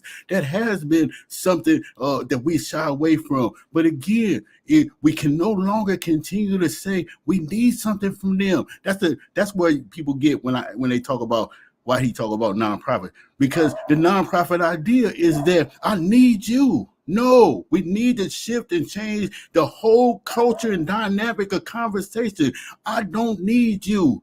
I don't need you. We need each other in this community, right? We need to get out. We need to go back to, forget about all that social media. Let's watch TV. Who owns sports? We need to go back to the old stickball thing. We gonna beat down these doors, knock on these people. You know what I'm saying? When your grandmama, everybody used to get a whooping. Hey man, hey, we got something going on this mental health. We're gonna have a little circle or a little march. Hey, you coming? Oh yeah, I might come on. Okay, I'll be here tomorrow. You know what I'm saying? I'm gonna show up every day until you come out here and address this issue with me, man, because we out here on this block together. Right, we out here, and here's the second thing when it comes to the solution. This is why I started a LLC versus a nonprofit. See, this is called private contracting. See, private contracting, and what does that mean? That means that we need to privately contract with each other. We need to network with each other. Hey, John, I need some people over here, man. I'm gonna give you a couple dollars. Come on up, send your people over here. We need some volunteers. Let's get out here in the community. Hey, Rodney, I need you. I got a couple dollars for you, because that fulfills your need or their need for getting the financial part of it, right? If that's what they out for is the money. But if they truly out for the survival of the community, what's wrong with me hiring both sides of the conversation? What's wrong with me hiring We Fix It? What's wrong with me hiring those people in my community to do the work that I'm expected in my community? When we talking about we need to unite, and this is a revolutionary. Well, if this is revolution, then we need to band together by supporting each other and providing for each other what it is needed to sustain our community. This is important when it comes to addressing what it is that the problem is, and not what can y'all give us some? Can we change? Can y'all change? Like the brother said, you know what I'm saying? We've been going through this for over 600 years. And if ain't nothing changed in 600 years, guess what's going to happen on the 700 years? Nothing. Right? This is a whole new idea that they've been, you know what I'm saying? And if it's going on for 600 years, guess what? That thing worked. They convinced that thing worked for them. Right. And so we need to start doing what worked for us. We need to start supporting each other. We need to start putting that dollar in each other's pocket. We need to start saying, you know what? Hey, my name is Rodney Rice. I was in prison. Man, I faced so many different types of traumas and mental health issues that when the first thing that mental health doctors told me when I went, the psych told me when I went there, I said, hey, man, I'm feeling kind of bad. My grandmother died. He said, you know what? You need some medication. That was his first go-to. That's the first go-to. We're not even talking about it. Hey, man, let me drug you, because if I drug you, guess what happens? I can control you. I can alter your thinking, right? And therefore, you will not stand up for yourself. You will not find the value and worth in who you are because you are medicated, right? And so this has taken the place. Oh, let's beat them down. The police brutality in the streets. No, we don't need to beat them up no more. We just gonna drug them. We just gonna legalize marijuana. We just gonna do all of these things. What I'm saying? That's gonna alter his thinking or her thinking, right? And so this is how we do this, John. We need to start networking with each other and getting away from the idea that we want anything from them, right? Because that's not saying that, it's not cool to get help. I'm not saying that. Please don't. I don't want y'all to think that I'm saying you're not accepting help. It's okay to accept help, but it's not okay to believe that help is needed. But Rodney, I gotta push back on this because I'm in agreement with you. But I don't care if it's nonprofit, for profit, right? That's just business. I don't care about that. I'm talking about people. And you do the work just like Coach Paz, right? We all in the community, okay? We got to be realistic as Black folks too. Let's just talk about it and be real since we gonna have a conversation. Black folks in our community, they not working together. They not working. Everybody's in silos. Everybody want to be the man. Nobody want to work together. So we got to be real on what we're asking. It's a hope. It's a wish. We would love to see it, but we got to be real. Black folks is not working together. Non-profit, for-profit, workers. I mean, we just can't get Black folks to come together. Let's just be real. Because see, I get frustrated with this. Everybody wants. It's not a fantasy. Like, I'm in this work. I'm in the trenches. I'm working with people for profit, non-profit, people who are workers, organizations. I'm gonna just tell you right now, Black folks don't work together. Okay, we could try and we could keep moving. We just don't do it. But what we do as Black folks is we respond and react when things are being oppressed on us and things are happening. See, as soon as we become impacted, we want to get involved. That's the problem in our community. So that mind shift is where we got to fix. How do we encourage these people? Because what's coming down the line is what's forcing people to move. Because right now, there's nothing going on. But the first time police shoot somebody, the first time Lil Ray get killed, the first time something happened, the first time somebody funding get cut, the first time some business can't stay afloat, everybody mad.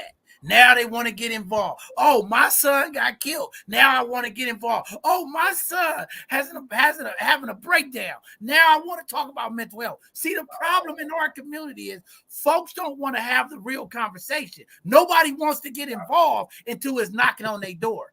That's what I'm seeing. So the real solution, like you said, Rodney, me and you, we're going to keep working together. We're going to keep building this. But again, the real conversation is how do we get our community energized before the reaction, right? Because I talk about this all the time. We talk about the gun violence in our community. None of these parents support the other parents when their kids get killed. None of these folks want to show up and understand the grief and the process that's going on when a young brother or young sister's killed in our community until it happened to their door. Because I see these mothers, they call, oh, John Henry, I need some help. I said, well, where was you at when Miss Tina's son got killed? Oh, we asked you to come out and march, and you didn't want to march with us when Miss Tina's son got killed. But now your son got killed. You want everybody to stop what they doing to come be there for your kid. See, this is the mentality that we got to break in our community. Right? When the young brother has a mental health breakdown and now they can't hide it and I got to call the police to move them and they reaching out. John Henry, I need some support. My son's in a mental institution. What can I do? But when there's resources and opportunity to help for other folks, they don't show up. So we got to fix that. See, this is the real conversation that we got to have in our community because we are still conditioned in this slave mindset.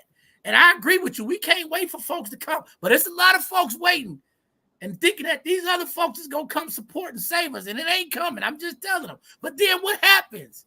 See, until they get tapped on their wrists, until their household is impacted, now I want to get engaged and get involved. Right? It's like the slap of reality in the face. We're trying to have this conversation ahead of what's going on. Me and you know the crisis is only going to increase over time.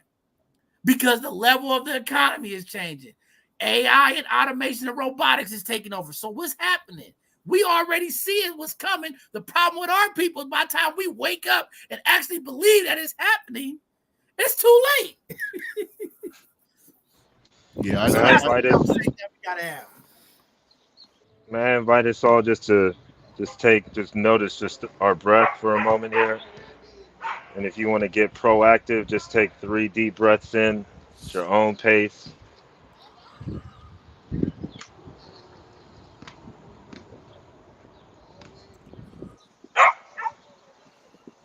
know this is valuable airspace, airtime, but just to throw in some tools and some techniques to actually stop, pause, and breathe.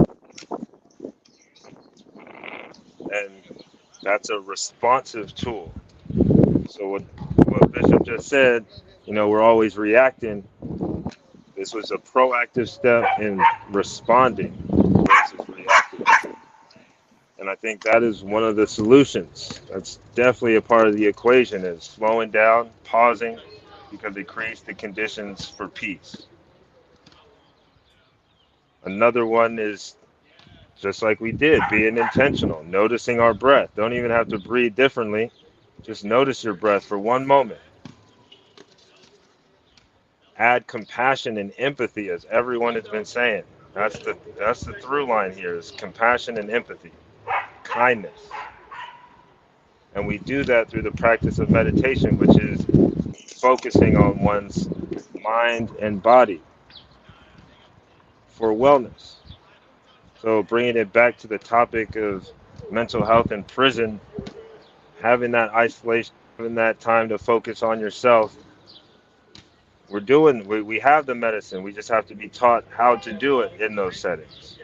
We have to be taught how to slow down and pause in this society that's capitalism and wants us to be distracted and not aware of ourselves, but aware of them. And so it starts with self-kindness, empathy, love. And that's how we get people out. That's how we get people to show up at events. Because particularly in the community I grew up in, curiosity killed the cat. And that right after that, snitches get stitches.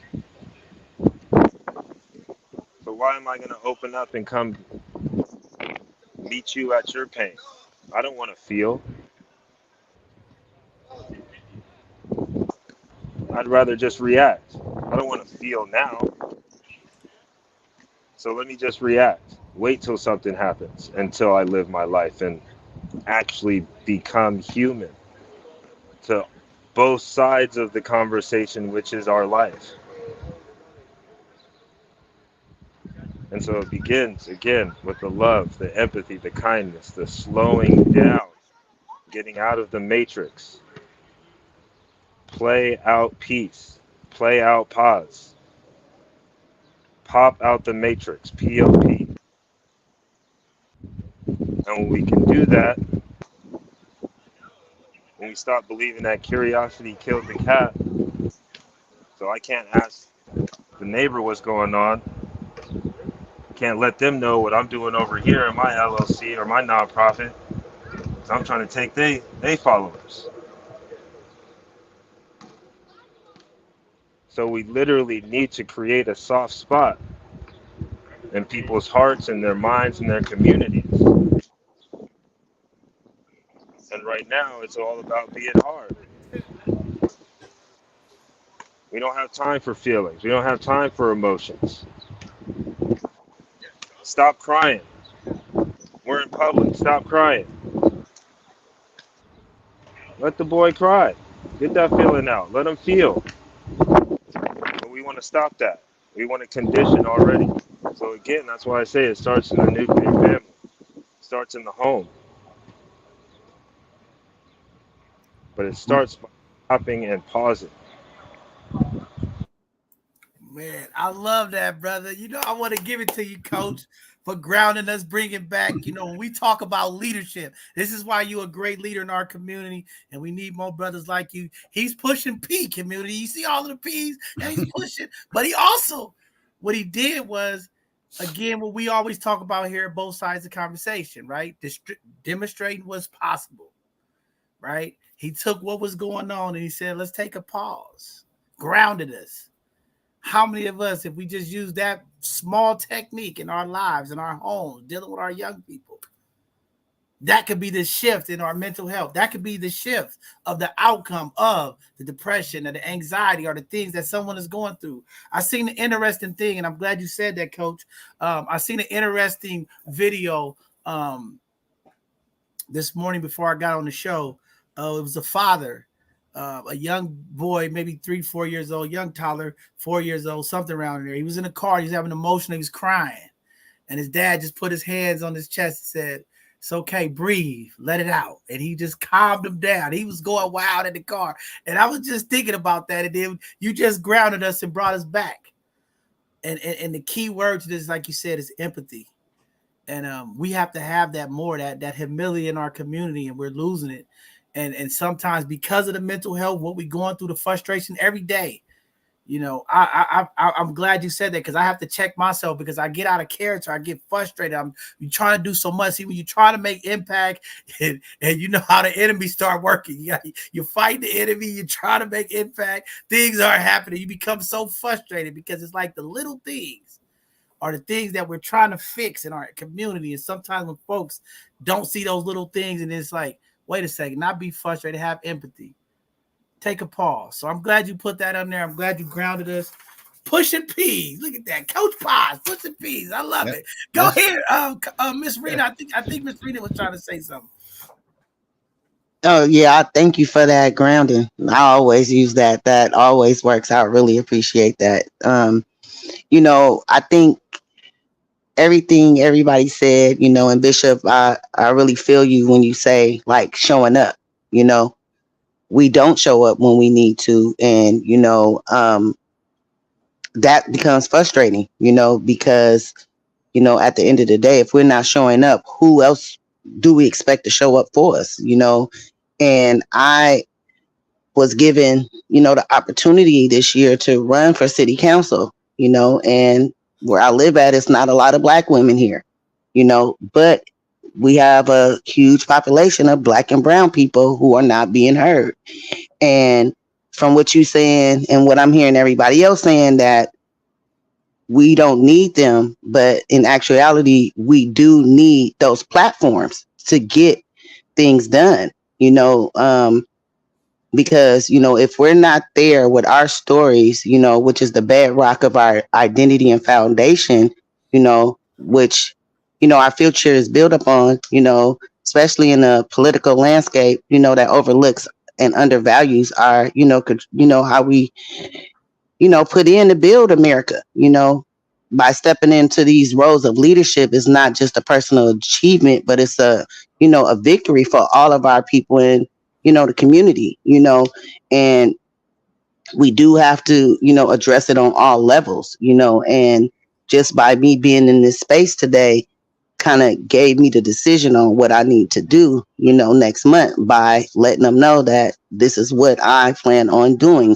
is being a part of policy change. And if I have to run for city council to do that, then I'm going to do it. You know, that's the only way that the foundation will be, you know, kind of tailored, you know, to what we need and what we, you know, want. Because like we all know that they're not just going to give it to us. You know, and so I just want to put that out there. Man, definitely, that's powerful. I know Coach Paz got to get out of here. We're getting close to the end of this show. I definitely want to give everybody, you know, an opportunity to lead a community with some parting words. We got to keep these conversations going. These conversations will trigger the mind of the people to get active, to just stay energized. And we're going to keep doing our part. And definitely, you know, after this pandemic, you know, it's been a challenge. Everybody's been during the pandemic talking about equity and inclusion and having a seat at the table. And we know after this pandemic, the attack on Black leaders, the Black attack on the Black community, when it comes to that, the equity is not there, and we got to keep pushing. So definitely, I appreciate you, and we got to get behind and support you so that we can make sure that our Black folks are lifted in the East Bay. But Coach Paz, I know you got your phone dying. Brother, give some parting words to the community, uplift and leave us with some positive P's before we get out of here today, brother. I love the positive P's, and thank you so much for this space. You know, as you mentioned, I have to jump in just a moment, but You know, my teacher, George Mumford, who's a mindfulness coach, black man from Boston, he was actually the reason behind Phil Jackson's moniker, the Zen Master, and was Kobe Bryant and Michael Jordan's mindfulness coach. But he said, bare awareness is the act of being aware, noticing thoughts in your mind or sensations in your body in the present moment. So just being intentional. And in that present moment, can you become aware that there are positive elements happening, even if there are also painful ones? And so, you know, just to, I guess, leave on, you know, the heels of our 50 years of hip hop celebrations, we become what we think about. So Dr. Dre said, I got my mind on my money and my money on my mind. So what's on your mind? Man, deep, man. Thank you, Coach, for being here. This has been a great conversation, man. I mean, you know, being off the air for a few weeks, coming back today to this kind of conversation, just kind of re-energize, you know, my thought process, and I'm just excited, looking forward to continue to work for you, work with you, and I'm just again thankful to be in connection with you, and I know the amazing work that you do with our young people, also inside and outside the walls, trying to make that consciousness and making that awareness aware. And we just appreciate you, King. I know I'm gonna be out of town this week. I know you'll be up there to hold it down, get those young brothers some love, and run some of that energy out of them. You know what I'm saying? Yeah, definitely. I mean, and I guess, you know, just one last parting thing, just to answer the question or the thought behind, you know, what improvement solutions can we do from the inside. I think, you know, just the training supports, you know, I think the key word is empathy and compassion. And, you know, just as Rodney shared his experience, the first question he was asked after sharing something vulnerable, something personal, was, oh, we need to get you on some meds. And so teaching them compassion after all these degrees, empathy, how to connect with people. And so providing them the time to do those trainings and to actually get empowered, and the expertise from folks like Rodney, who are in the community actually doing the work, not just talking about it. And so I think that's how we can support a healthy solution, which, you know, again, is to create that village, because it truly takes a village to raise us, and it takes a village to hold an adult. And so thank you again so much for this time, for this space, for allowing me to be a part of this tribe. And thank you for allowing me to be a part of this village that is both sides of the conversation. Follow me at My Village Tribe on Instagram, myvillagetribe.com. I look forward to being on the next one. Hey, man, I thank you. God bless you, brother, for being here. Have a peaceful day. Continue to be great, King. Much love. Thank you. Cheers. Safe travels. All right, for sure, brother. Thank you, man. Man, it's always great to be in space with brother, that brother right there, Coach Piles, man, doing so many phenomenal things, keeping the mind mindful, and just, you know, impacting our young people and adults inside, outside the walls, and in the community. And that empathy, man, is real. Sister Raina, you know, I want to give you an opportunity to give some parting words to the community. Anything that you want to make sure you get out there before we end today's segment. Appreciate you being here today. You know, I'm hoping to get you back for some of our further conversation as we continue to tackle this issue of mental health, as we start talking about foster cares, what's going on with our young people. Great insight that you bring, that knowledge, and I'm looking forward to just connecting with you in the future as well. I just want to thank everyone today, and thank you for letting me be a part of this panel. You know, God is good, you know, and I was led here through my church. I don't know. They was advertising Juneteenth. I go to Calvary Hill, you know, and so I went and looked at it, and then I clicked on your website, and I was like, a panel today, so why not? So I really, like, you know, after coming from church and getting some more spiritual growth with y'all, you know, it's so powerful. And, you know, just being a Black woman from San Francisco, you know, I understand the importance of community and power collective, you know, action despite the challenges. And I believe that we can come together and create a more equitable and just society where everyone has an opportunity to thrive, and I thank you, once again, for considering these issues.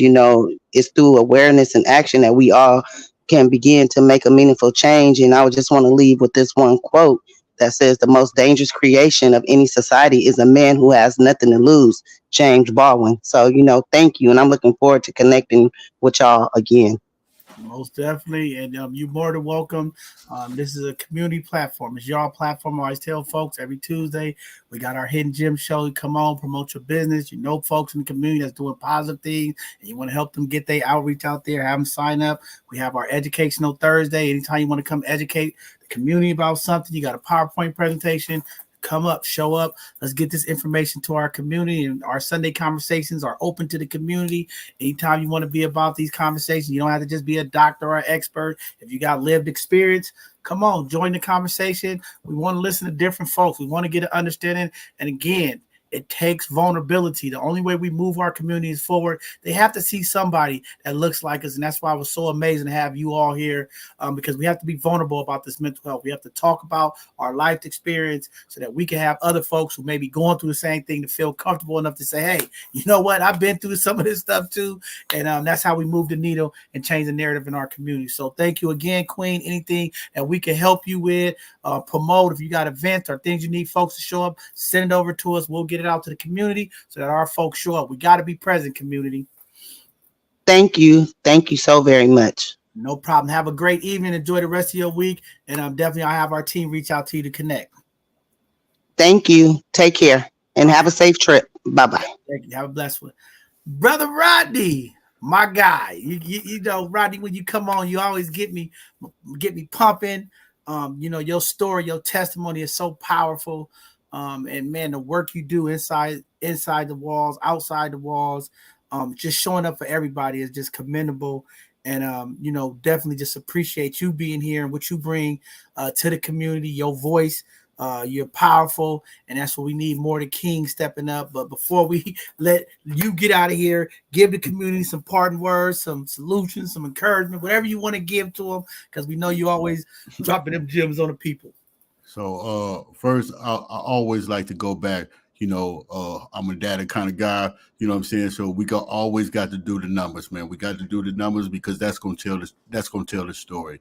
So 53% of our incarcerated system of men and women face mental illness, some type of depression, anxiety, trauma that they face, before they went to prison or while they're in prison.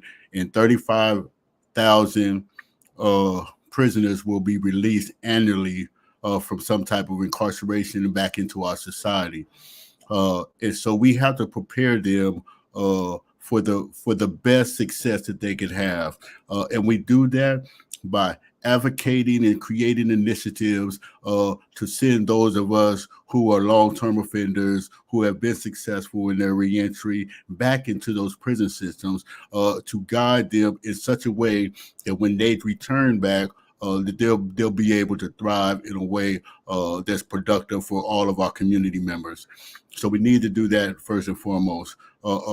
I also want to say thank to you, Bishop, on both sides of the conversation, for always, pushing the narrative and having the uncomfortable conversations that most people shy away from due to feeling the backlash or the hate and the anger or whatever that they may receive from those people to whom they're trying to be accepted by. But again, the only person I'm trying to be accepted by is my community, right? And doing what I can do for these young people out here so that they never have to face a 40-to-life prison system. For those individuals that's in prison who may never get the opportunity to have their voice heard, I speak for them in saying that my mother said that there was 400 people that lived in our project complex, which was the Banneker homes in Fillmore, but only 20 of us was bad guys. And so we need to start, looking at the numbers when it comes to what it is that we're going to do. If we're going to be for our community, then we need to be for our community. If we're not going to be for our community, then guess what? Somebody like Rodney Wright's going to show up and say, hey, man, you out of pocket. I had a friend, you talked about saying that it only matters when it happens to you. And so I want to part you with this, man. Just last week, one of my good friends, his name was Russell McLeod. He passed away. People, all of a sudden, they got something to say. But people before him and people after him have passed away. And so I think in his honor, Russell McLeod, to whom many of us call Mac Russ, would have wanted you to celebrate and stand up for those people who passed before him and those people who passed after him. Right? It not just him, because this is not just about him. This is about us as a collective, and the same type of energy we have for him, we need to have for each other and all those in our community when it comes to, standing up and getting out and making our voice heard. And so again, I want to thank you for allowing me the opportunity to be out here in the community and trying to do what it is that needs to be done when we move forward. Rest in peace, Russell McLeod. This I do for you, brother, and this I do for my community members and our young people. Man, powerful, man. Thank you so much, Rodney, for your humility, your compassion, your empathy for our community. I see the energy, man. Most folks who may have done the time that you've done or even close, they not dedicated. I see brothers doing less time and not getting involved. So it's commendable for you to sit down and do that much time and come back and give your all to the community. And we just want to say we thank you and we appreciate you. Keep pushing. You part of this Both Sides Conversation family. Anything we can do to help, support, uplift, we there, man. I just appreciate you showing up. Sometimes that's half the battle. So thank you, King. Keep doing your thing. And I'm just proud of you, brother. Keep pushing forward. Absolutely. And we up at JJC tomorrow, next week, and Coach Paz, you know what I'm saying? He's going to get me on that little swivel, and we're going to do what it do. Balance and breathe. Balance and breathe. Don't let the little brothers beat y'all up too bad. They're going to whoop on it. Exactly. Right, brother. Hey, thank you very much, kid. Yeah, all right, absolutely. Brother Mark, the voice is here. He's made it through the storm at Houston. It's going down. He with no power. He's still here, okay? This is a soldier standing up. He's had his run-ins and dealing with incarceration. We talk about this mental health. Brother Mark, this is a touching conversation there. It's always heavy, but it's real. But yeah, definitely let's wrap this up with some closing words, man. Talk to the people, the voice. For sure, Bishop. And again, thank you again for having the hard conversations, because there's so many people that are trying to be accepted by the system or just trying to find a comfortable place in the system, that they're not willing to hold the mirror of truth up to really talk about what's going on. And when we talk about mental health, I always put it in kind of a spiritual context, because the brain is physical, but the mind, the mental, is the unseen activity that all of us recognize that is there, but sometimes we have a hard time quantifying its importance and its significance. Our mental health is our spiritual health. And just like there are things that impact it that are physical, we talk about economics, we talk about money. I think about the richest place on our planet, the continent, the physical land of Africa, which is so rich in minerals and natural wealth, but it's the most impoverished people group of the continent, because everybody takes and steals and robs and doesn't allow it to see its true value and worth in and of itself, intrinsically and naturally. So I say that to say, as a people, the first step in our solution in finding true mental health is seeing the true value in our essence of just being who we are. Our financial, socioeconomic status does not define our true value and worth. And until we can separate our position in the society and then our position as a creation of God and see our true value, we're always going to struggle to find our true health, because we're measuring it by unnatural standards. And when we can find our true worth, our true value, and know who we are and find the code within ourselves, we'll stop bending and being tossed by every policy or impact or effect of what happens on the outside of us, and we can find that true calmness within the storm. And again, I want to thank Coach Paz for demonstrating that by being a leader and causing us to just breathe, to have that mindfulness, so that we can be reminded as an individual in the community, as a human being, you have the ability and the power to always take back your health. And it starts by just breathing. Wow. I mean, what a way to wrap it up, Mark. I know we've been off the air for a couple of weeks now, man. And it's like we haven't missed a beat today. I got off to a little bit of a rusty start, but I mean, the power of compassion, the power of the community, the energy that we have within us brought us to this point. We made it through another show, and I know we have a holiday coming up and a couple more that's going to impact our show, but these conversations will continue to happen.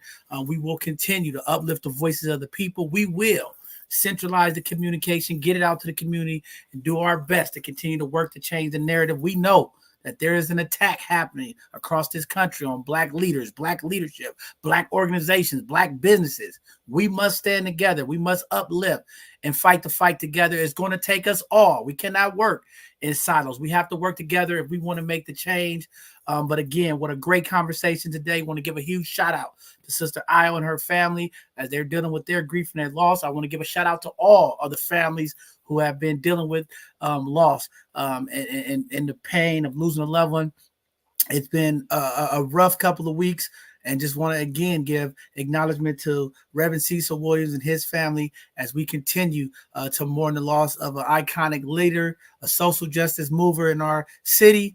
And we will continue to do the work as the torch has now been passed on to Dr. Gina Former to lead Glide forward, and all of the other leaders in our community that continue to move our people forward. But before I get to the benediction, I just have to say this. These conversations are touching.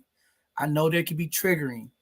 I want to give a shout out to all the brothers and sisters who are locked up behind the walls, not only here in California, but across the United States and the world. This mental health issue, we know a lot of folks are dealing with. Let's continue to find ways. Let's continue to open up our hearts. Let's be vulnerable and find ways to deal with this mental health crisis while we're behind these walls. Want to give a shout out to all of our young people who may feel discouraged, who may be going through depression, anxiety, who may be feeling, as they're ending their high school journey or college journey, and they might feel like they don't have a place to go, or they don't have some of the things that are needed because of the pressure of their family saying, hey, you 18 now, you graduated, get out. I hope the parents, the foster parents, the folks in the community that have access to our young people have that empathy, that compassion, and have a pause, like Coach Paz said today, and think about these young people who are in transition, so fragile, their minds dealing with so much, getting through finals, getting through the prom, getting to the end of the year. Community mothers and fathers, motherhood, fatherhood, parenting doesn't end at 18. We must show empathy and compassion for our young people who are trying to make a way. To our young people, be mindful, listen to the elders, find that pause and that patience in your life. Address the mental health when you're dealing and thinking about things that are uncomfortable. Find someone you could trust, reach out. The number of suicide amongst our young people are increasing daily.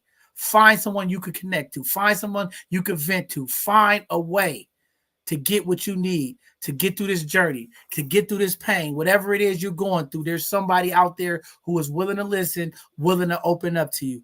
So to everybody in the community, thank you for tuning in. I know it's been some time. We've been away, but we're still here. We're still part of the community. We're looking forward for all of you folks in the community to be a part of our Hidden Gem show, a part of our Educational Thursday, and a part of our Sunday conversations as we continue to utilize this platform to bring the issues, the concerns, to break the taboo and stigmas in our community. We'll continue to fight for you, continue to fight for us, continue to fight for the community that you are in. Make a change, be a change maker. That's what we believe here at Both Sides of the Conversation. With that being said, it is time for the benediction. I haven't gave a benediction in a few weeks. I don't know where I'm at on that spectrum, but I got to end the show with this. Community.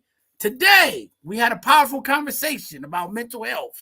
This mental health issue, it is real. It is something that is impacting our community. It is time for all of us to take a stand and observe and to be aware of what's taking place, whether you're around your loved ones, your children. Pay attention to the signs. If someone's being standoffish, maybe someone's in the room too much, maybe someone is sad too much, it is time to engage and ask the question, are you okay? Make sure you are paying attention and you are ready to provide the services and necessary things that is needed for our young people. Today, you heard from a panel of people who gave great insight, who were vulnerable to talk about the issues that impact the community. You heard from Brother Rodney, who did an extensive sentence dealing with mental health, dealing with the challenges of being incarcerated, coming back home, giving back to the community. He is a trailblazer, leading the path on what change look like, demonstrating what's possible. Every person in this community could give something back to help the change in our community. You must, as our ancestors have done for us, it is time for us to get involved and get engaged. We can no longer react to the issues that are impacting our community with mental health. We must be the forefront. We must be the ones to step up to tackle this issue, to make sure that we bring change in our community when it comes to mental health and what it's doing and impacting our community. We had Coach Paz here talking about all of the things that need to be talked about, having patience, bringing empathy to the conversation, talking about the things that are impacting us from inside the walls and outside the walls. How do we change the narrative? We have to find a way. We must work in solidarity. Yes, we have the data. Yes, we have the numbers. This is not fake. This is real. It is a crisis. We must treat this mental health crisis like we did the COVID-19 crisis in our community. Black people, we must shake the taboo. This is real. Then we had Sister Raina coming here, giving us some love, talking about her experience, growing up in the city, being in the East Bay. There are some needs. Our young people are dependent on the very people of the community. That is you, elders. Be open, listen, find a way to engage with our young people. Elders, get involved, find a way.